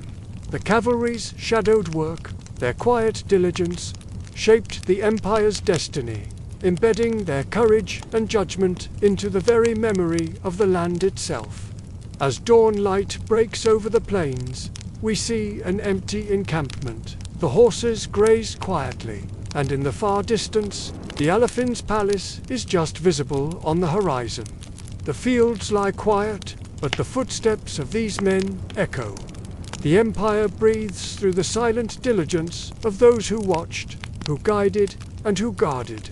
In the heart of the Oyo Empire, mastery over the horse wasn't just a skill learned. It was a legacy inherited. Certain families, distinguished by their profound connection to these magnificent animals, were entrusted with the empire's most prized steeds. Imagine, if you will, households where the air itself seemed to hum with the spirit of the horse. These were not mere stables. They were sanctuaries of equine excellence, overseeing sophisticated breeding programs that produced horses renowned for their speed, their incredible endurance, and a sharp intelligence that made them true partners in battle. For a boy born into one of these cavalry lineages, life was charted from his very first steps. The path of the rider was his destiny. His apprenticeship began early, not just in the physical art of riding, but in a deep, holistic education. He was taught to see the world through the eyes of a guardian, to embody the core principles of vigilance, unwavering loyalty, and the foresight to see what lay beyond the horizon. It was a philosophy of life, centered on the profound bond between human and horse. These young apprentices learned to read a silent language. They were taught to understand the subtle signs of animal behavior, the flick of an ear, the tension in a muscle that could signal distress or contentment. They learned to sense the almost imperceptible changes in the wind, to feel the shift in the air that might herald an approaching storm or a hidden enemy. They were trained to anticipate the movements of both allies and foes, developing an almost supernatural intuition on the battlefield. This was more than just horsemanship. It was the cultivation of a sixth sense, a deep, instinctual awareness of their environment. This invaluable knowledge was a living tradition, passed down not through dusty scrolls, but through the vibrant, immediate power of oral storytelling. It flowed through epic chants that recounted 100 battles, through stories shared around the evening fire, and most importantly, through practical hands-on demonstration. Picture this: an elder, his face a map of wisdom and experience, guiding a group of youths along the vast, sprawling patrol routes of the Empire. As they rode, the landscape itself became their classroom. The elder's voice, a steady and knowing presence, would narrate the lessons embedded in every feature of the terrain. He would point to a sharp bend in a river, explaining how it could serve as a perfect ambush point for an unsuspecting enemy. He would teach them to recognize the specific rustle of a particular bush, a sound that could indicate the approach of strangers long before they were visible. He would show them how the smell of freshly disturbed soil could reveal hidden water sources, a life-saving skill in the arid plains. Every lesson, every story, every shared observation was like a seed, carefully sown in the fertile minds of the next generation. These seeds were nurtured by practice and discipline, destined to bloom into unparalleled skill, razor-sharp instinct, and the profound wisdom that defined an Oyo cavalryman. It was a beautiful, cyclical process of teaching and learning, ensuring that the essence of Gigich heritage would not only survive but thrive. These powerful family lineages created an incredible sense of continuity. The Oyo Empire, like any great power, experienced its share of political upheavals and internal strife. Dynasties could rise and fall, and the central authority might be shaken. But through it all, the traditions of the cavalry households remained a constant, stabilizing force. They were the bedrock of the Empire's military might, an unchanging anchor in a world of shifting allegiances. Within the walls of each family compound, the daily rituals of caring for the horses were treated as sacred acts. The rhythmic grooming, the careful preparation of feed, the daily rides across the plains, these were not chores. They were ceremonies, connecting the present generation to centuries of accumulated expertise. It was a way of honoring their ancestors and ensuring the well-being of the animals that were the source of their strength and identity. Apprentices learned the intricate subtleties of tack and harness, understanding how the right fit could mean the difference between victory and defeat. They mastered the arts of hoof care, knowing that a lame horse could cripple a military campaign. These details, seemingly small, were as crucial to military readiness as any combat drill or strategic maneuver. Let's just pause here for a moment. Imagine standing on those plains. The wind rustles gently through the tall grasses, a sound like a soft whisper carrying ancient secrets. In the distance, the cries of birds echo across the vast, open space. It's in moments like this that you can feel the weight of history. The lessons of the elders unfold slowly, meticulously, like a grand tapestry being woven. Each thread is a story, a skill, a piece of wisdom, linking the horse, the rider, and the immense, beautiful expanse of land they traverse together. It's a connection that is both powerful and deeply poetic. The respect afforded to these lineages was immense, and it permeated every level of Oyo society. Other families, foot soldiers, and even the Olafin himself, the supreme ruler of the Empire, acknowledged their unparalleled authority when it came to mounted operations. When the cavalry was needed, everyone deferred to the expertise of these hereditary masters. To question their judgment on matters of the horse was unthinkable.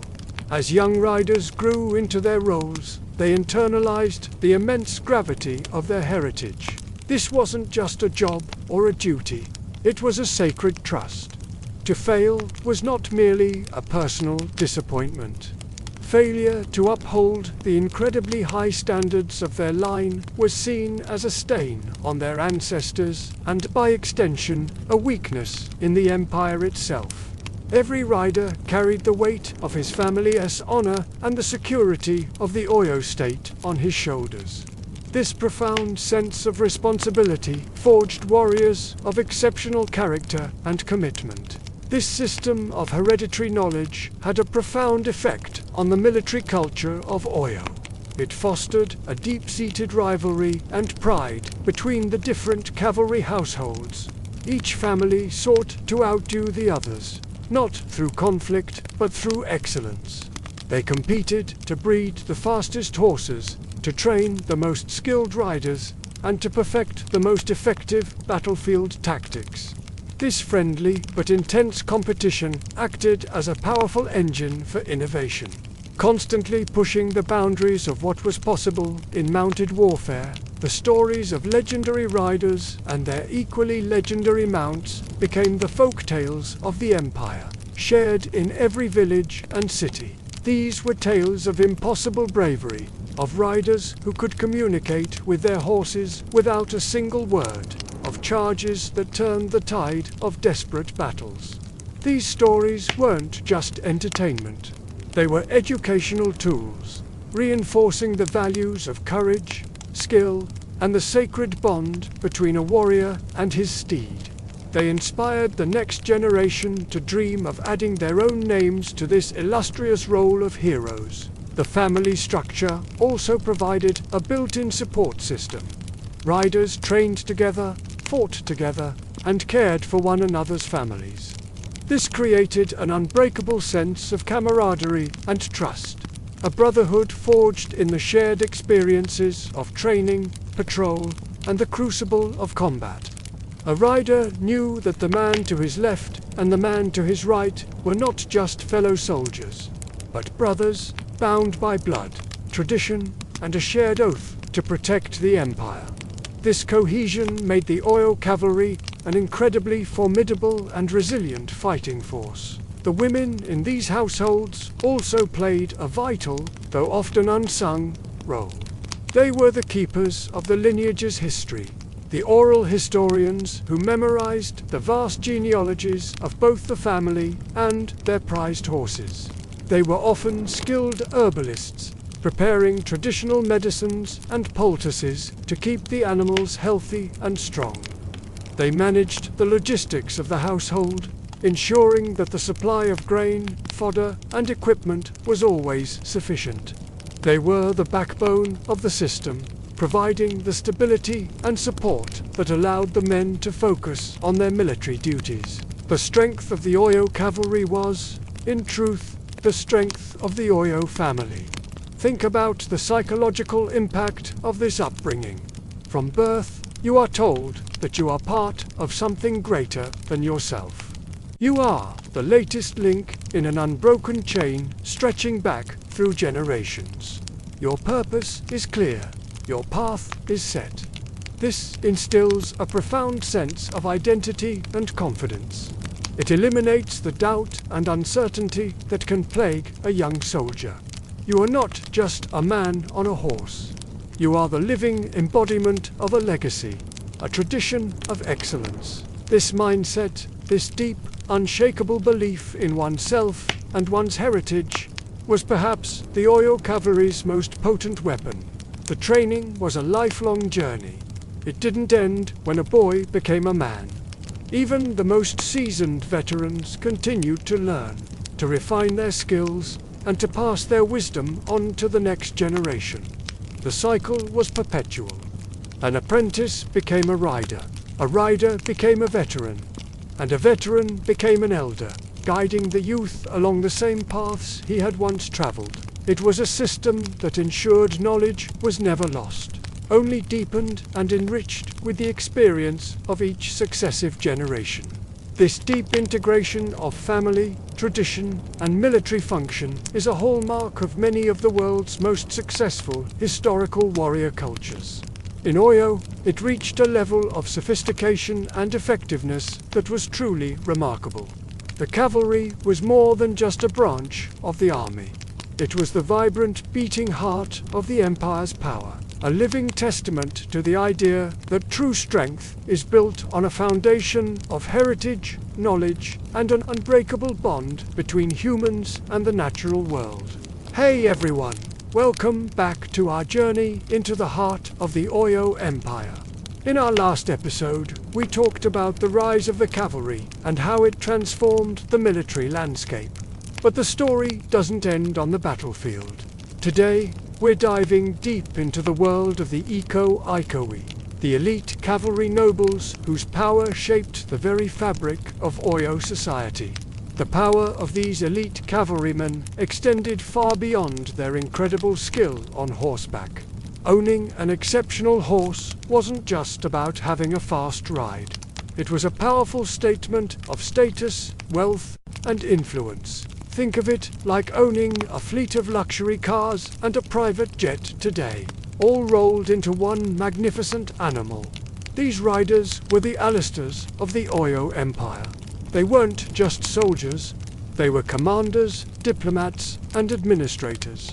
They commanded vast troops, leading charges that could decide the fate of a kingdom. But their influence was just as potent off the battlefield. They were the ones sent to negotiate tributes from regional leaders and conquered territories. Imagine the scene. An Oyo noble, flanked by his best riders on their finest mounts, arriving in a provincial town. The sheer presence of these horses, symbols of Oyo's military might, often did more to secure loyalty than any threat ever could. They also had the critical responsibility of safeguarding the empire's vital trade routes. The caravans carrying goods like salt, leather, and textiles relied on the protection of the cavalry to move safely across the vast savannah, ensuring the empire's economic lifeblood continued to flow. In this way, the Iko were both warriors and administrators, their roles completely entwined with the political and economic life of Oyo. The wealth of these nobles was measured in three key things: horses, land, and the loyalty of their subordinates. Their stables were more than just places to keep animals. They became bustling centers of power and strategy. Picture it, riders, scouts, and even traders would gather in these grand stables, exchanging intelligence over the din of neighing horses and the smell of hay and leather. A scout might bring news of enemy movements, a trader might share gossip from a distant market, and a commander would piece it all together to plan the next campaign. Every horse had a value that went far beyond its price in cowries.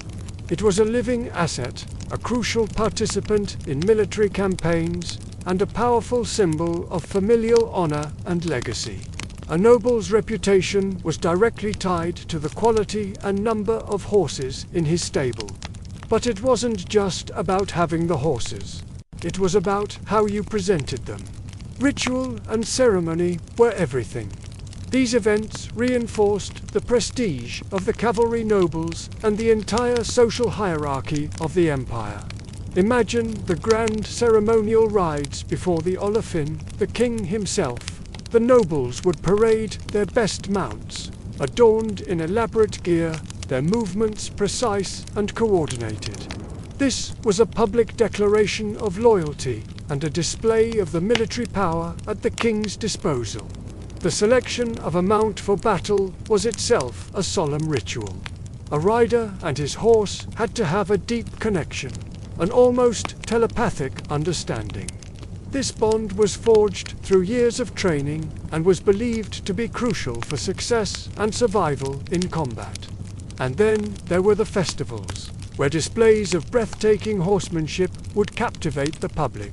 Riders would perform daring maneuvers, showing off their control, speed, and agility, turning military skill into a form of high art. During these displays, the nobles wore distinctive and elaborate attire. Their garments were ornamented with finely worked leather, intricate beadwork, and polished metals, all designed to signal their mastery of both the horse and the art of command. In these spectacular displays, the cavalry's discipline, elegance, and power became completely inseparable from political authority. The message was clear. These men were in charge. Let's just pause here for a moment and really try to picture it. Close your eyes and imagine the sound of 1,000 hooves echoing across the savannah plain. A rhythmic thunder that announces the arrival of the Oyo cavalry. See the colorful banners of the different noble houses fluttering in the wind, each one a symbol of a proud lineage. Picture the elders of a village observing silently from the sidelines, their faces a mixture of awe and respect. The rhythm of the horses' hooves mirrors the very rhythm of governance in Oyo. Each powerful, deliberate step is an assertion of legacy, of order, and of influence. It's a living, breathing display of power that is both beautiful and intimidating. This wasn't just a military parade. It was the heartbeat of the empire made visible. The education of a young noble was centered around the horse. From a very young age, the sons of the Iko were taught to ride, often before they could properly walk. Their first lessons weren't in a classroom, but in the dusty training grounds and open plains. They learned to understand the animal, to feel its every muscle twitch, to anticipate its every move. This wasn't just about learning a skill, it was about internalizing a way of life. The horse was their partner, their weapon, and their status symbol all in one. This training was rigorous and relentless. They practiced for hours every day, mastering everything from basic commands to complex battle formations. They learned to fire a bow and arrow from the saddle with deadly accuracy, to wield a spear with one hand while controlling their mount with just their knees, and to charge in a coordinated wave that could break enemy lines. This intensive training forged them into a cohesive and disciplined fighting force, but it also instilled in them a deep sense of identity and shared purpose. They were part of an exclusive brotherhood, bound together by their shared experiences, their mastery of the horse, and their loyalty to the Olofin. This camaraderie was a powerful force, creating a social glue that held the elite class together. Their social lives revolved around equestrian culture. Hunts, races, and polo-like games were common pastimes, allowing them to hone their skills while also engaging in social networking and friendly competition. These events were where alliances were forged, marriages were arranged, and political deals were subtly negotiated. The stable and the polo field were as important as the royal court for the political life of the Oyo nobility. The influence of the Iko even extended to the spiritual realm. Horses were sometimes associated with certain orishas, or deities, in the Yoruba pantheon, particularly those linked to war, power, and wealth. Like Ogun, special ceremonies might be held to bless the horses before a campaign, seeking divine favor and protection for both rider and mount. A horse that performed exceptionally well in battle might be seen as being touched by the gods, further enhancing the prestige of its owner. This spiritual dimension added another layer to the horse's significance, elevating it from a mere animal to a creature with a connection to the divine. The nobles, as masters of these creatures, were therefore seen as having a special connection to that divine power themselves. Furthermore, the cavalry nobles played a crucial role in the expansion and administration of the empire. As Oyo grew, it needed a way to project its power over vast distances and govern diverse populations. The cavalry was the perfect tool for this. A small, highly mobile force of horsemen could travel quickly, respond to threats rapidly, and enforce the Olofin's will in the most remote provinces. They acted as the eyes, ears, and strong arm of the central government. They collected taxes, suppressed rebellions, and ensured that local chiefs remained loyal. This administrative function was vital for holding the sprawling empire together. The sight of an Oyo cavalry patrol was a constant reminder to everyone of where the ultimate authority lay. The economic impact of this horse culture was also immense. The demand for horses fueled a lucrative trade network that stretched across the Sahara. Oyo imported thousands of horses from the Sahel and North Africa, trading goods like cola nuts, cloth, and enslaved people in return. This trade was controlled by the nobility, further enriching them and solidifying their economic power. They also controlled the breeding programs within the empire, carefully managing bloodlines to produce stronger, faster, and more resilient mounts. A well-bred warhorse was an incredibly valuable commodity, and the nobles who controlled the best breeding stock held a significant economic advantage.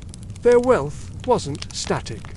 It was dynamic, constantly being reinvested in the very source of their power, the horse. So, when we look at the Ikoyi, we see more than just soldiers on horseback.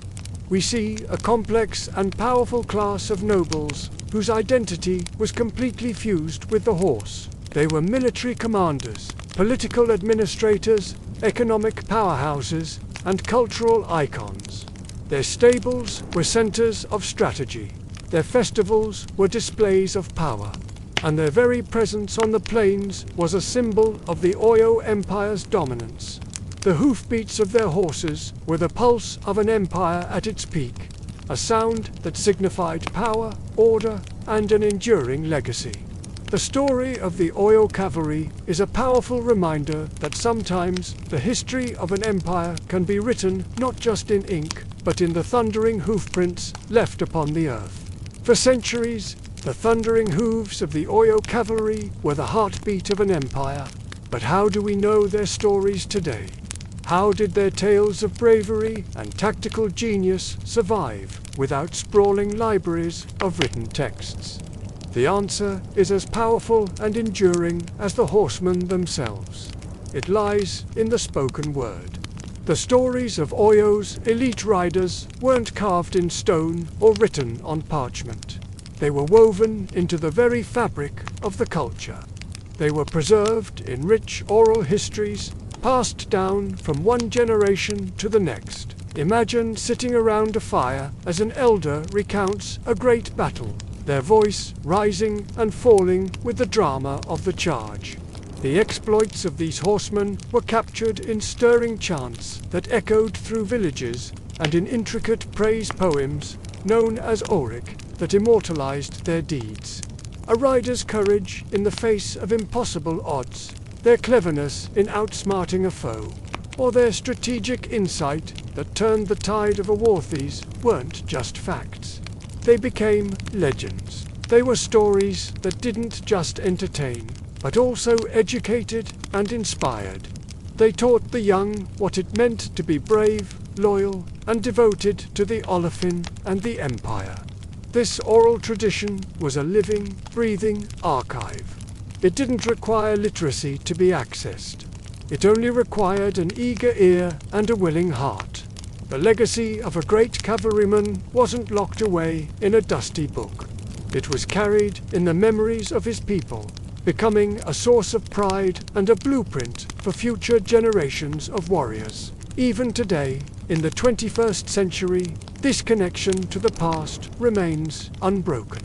You can still find descendants of these legendary horsemen honoring the traditions of their forebears. Young Yoruba men and women, inspired by the tales they grew up hearing, ride along the same ancient routes their ancestors patrolled.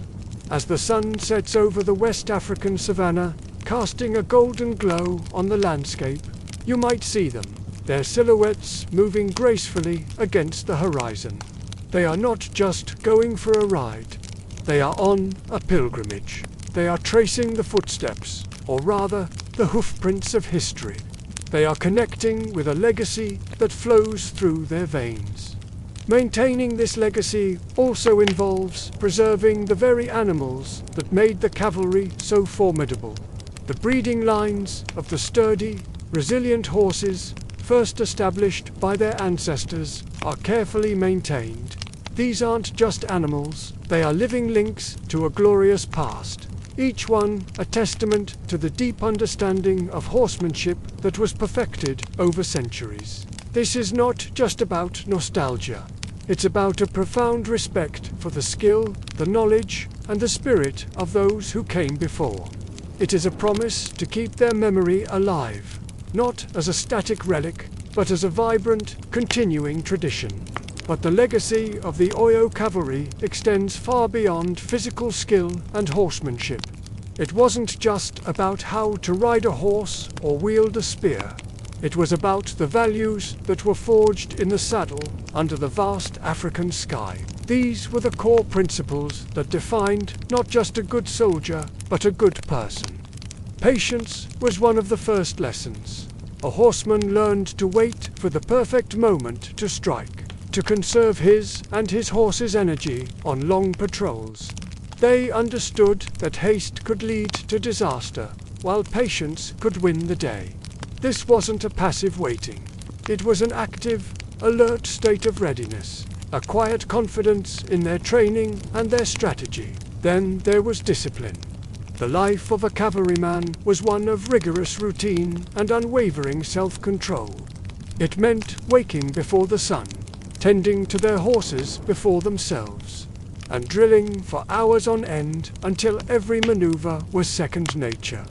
This discipline extended from the training grounds to the battlefield, where a single moment of hesitation or a broken formation could mean the difference between victory and defeat. It was this shared discipline that molded individual riders into a cohesive, unstoppable force. Strategic thinking was another cornerstone of their training. The Oyo cavalry were not mindless brutes charging into battle. They were chess masters on a continental scale. They learned to read the terrain, to anticipate their enemies' moves, and to use deception and speed to their advantage. They understood the importance of logistics, intelligence, and combined arms tactics working in concert with the Empire's infantry. Their minds were as sharp as their weapons, and binding all these values together was an unshakable devotion to the Empire and the Olofin. This wasn't blind obedience. It was a deep-seated loyalty born from a sense of purpose and belonging. They were the protectors of the realm, the guardians of its trade routes, and the enforcers of its peace. Every horseman, in his silent diligence, knew that he was shaping the safety, the prosperity, and the very reputation of Oyo. Their work ensured that merchants could travel without fear, that farmers could tend their fields in peace, and that the Empire's borders were secure. Even as the political landscape of West Africa shifted and the Oyo Empire eventually began to decline, the impact of these men endured. They left behind more than just memories of military victories.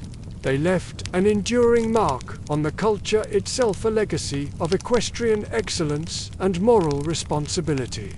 A set of principles that became intertwined with the very soil and sands they patrolled. Their influence wasn't just political or military, it was deeply ethical. Let's pause for a moment and picture it. The sun is dipping low on the horizon, painting the sky in shades of orange and purple. The long shadows of the baobab trees stretch across the plain. The world seems to hold its breath. In this profound quiet, you can almost feel the weight of centuries settling upon the land. The individual hoofprints left by countless patrols have long since been washed away by the rains or covered by the shifting dust. But what remains is something far more permanent. The principles they lived by patience, discipline, strategic thinking are still here. The spirit of devotion and responsibility is still here. It's carried in the memories of the people. It lives on in the stories told to children. And it is embodied in the next generation of riders who continue to honor this powerful heritage. The physical traces may fade, but the essence, the spirit of the Oyo cavalry remains. It's a quiet, powerful presence you can still feel in the gentle evening breeze. So, when we speak of the elite cavalry of the Oyo Empire, it's crucial to understand they were so much more than warriors. They weren't just soldiers on horseback. They were custodians of a legacy. They were the living embodiment of a tradition that had been built and refined over centuries. Every route they patrolled was more than just a path from one point to another. It was a testament to the Empire's reach and its commitment to order and prosperity. Every horse they rode was not merely a tool of war. It was a partner, a result of centuries of careful breeding and deep knowledge, a symbol of the unique bond between man and animal. And every complex maneuver they executed in perfect unison was more than just a battle tactic. It was a dance of discipline, a physical manifestation of centuries of training, wisdom, and honor. They were the guardians of their culture's highest ideals, expressed through the art of horsemanship. Their legacy wasn't just about winning battles. It was about how they lived their lives and the values they upheld. It was about the quiet dignity of their service, the depth of their loyalty, and the excellence they pursued in everything they did. And so, as dusk settles over the lands that once formed this mighty empire, you get the sense that their presence still lingers. It's not something you can see, but something you can feel. It's in the whisper of the wind as it moves through the tall savanna grass. It's in the fine red dust that hangs in the air after a herd has passed. And if you listen closely, you might just hear it in the faint, rhythmic echo of distant hooves, a timeless beat connecting the past to the present. The horsemen of Oyo may be gone, but their spirit rides on. As the sun dips behind the distant hills of Oyo, the plains fall into a hushed reverence. The vibrant sky, painted in shades of amber and crimson, mirrors the end of an era. The riders, once a constant, thundering presence, have guided their horses back to the stables. The animals, symbols of power and restlessness, now stand in patient silence, their breath misting in the cooling evening air. The rigorous drills, the long, dusty patrols, the relentless clatter of hooves over the hard-packed earth-all of it begins to fade, receding into memory. What remains is a profound echo, a lingering sense of the discipline and unwavering dedication that defined these horsemen. Let's just take a moment here, in this quiet. Imagine a fire crackling softly in the heart of a village. The air is thick with the scent of worked leather, horsehide, and the ancient dust of the plains. In this gentle stillness, you can almost hear them, the whispers of generations of horsemen who came before. These were the unseen hands that guided an empire, the minds that shaped its strategies, and the shoulders that bore the immense weight of Oyo's destiny. They were more than soldiers. They were the very sinews of its power, riding the line between the known world and the wilderness beyond. These cavalrymen were not just warriors. They were living libraries, stewards of a knowledge that couldn't be confined to scrolls or stone tablets. Every route they patrolled was a lesson in geography and survival. Every horse they trained was a masterclass in patience, communication, and mutual respect. Every maneuver executed in the heat of battle was a culmination of years of resilience and vigilance. This was a wisdom etched into memory, a legacy passed from elder to apprentice, from one horseman to the next, a continuous, unbroken chain of expertise that stretched back through generations. Their knowledge was practical, hard-won, and deeply personal, shaped by the sun, the wind, and the rhythm of 1,000 hoofbeats. Even as empires rise and fall, as political tides shift and turn, the core ethos of the cavalry endures. Battles were won, and battles were lost, but the spirit of these riders proved indestructible. the legacy of their lineages, of entire families who devoted their lives to mastering the art of horsemanship, remained a constant, a bedrock of Oyo society. Through the rich tapestry of oral histories, the soaring verses of praise poems, and the sacredness of ritual practices, the spirit of these horsemen continued to resonate. It hummed just beneath the surface of the dust-covered land, carried in the familiar rhythm of hoofs, preserved in the strict discipline of training, and reflected in the quiet, unyielding pride of their descendants, who, to this day, honor the old ways. Let's pause again and just listen. The night stretches its vast, dark arms across the plains, and stars begin to emerge, one by one, like ancient campfires in the sky. Can you feel the wind as it sweeps across the tall grasses? It carries with it the faint whispers of campaigns long past, the echoes of victories celebrated not with loud fanfare, but with quiet satisfaction. It carries the lessons learned in sweat, dust, and hardship. The hoofprints left in the earth will inevitably fade with time, washed away by the rains. But the spirit they represent, the courage, the patience, the unshakable honor that remains eternal, woven into the very fabric of this land.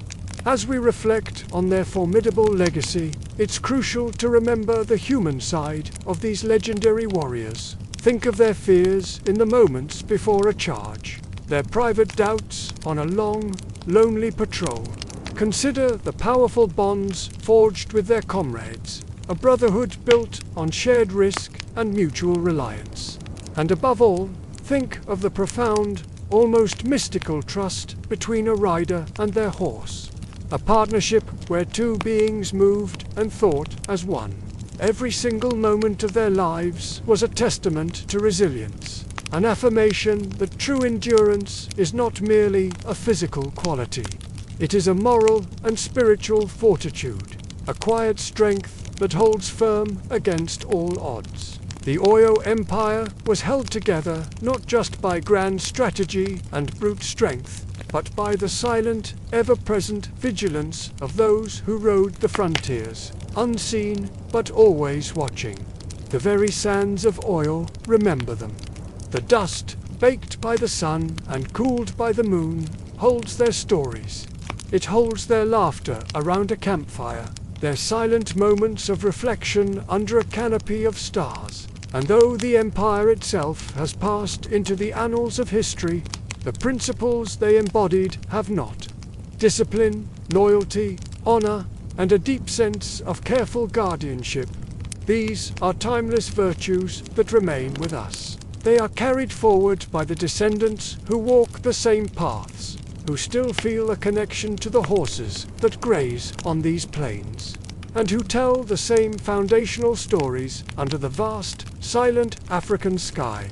As the night deepens and the plains fall completely silent, let us hold their memory not with sadness, but with a calm, quiet reverence. The thundering sound of the cavalry's hooves may no longer strike the ground, but their essence, their indomitable spirit, lingers. It's in the whisper of the wind, in the resilience of the land, and in the unending rhythm of history itself. The hoofprints fade, the drums fall silent, but the spirit of those nights still hums beneath the red earth. Thank you for joining us on this journey. If you found value in this story, please consider liking this video and subscribing to our channel for more tales from history. We'll see you next time. You are now under Baobab skies.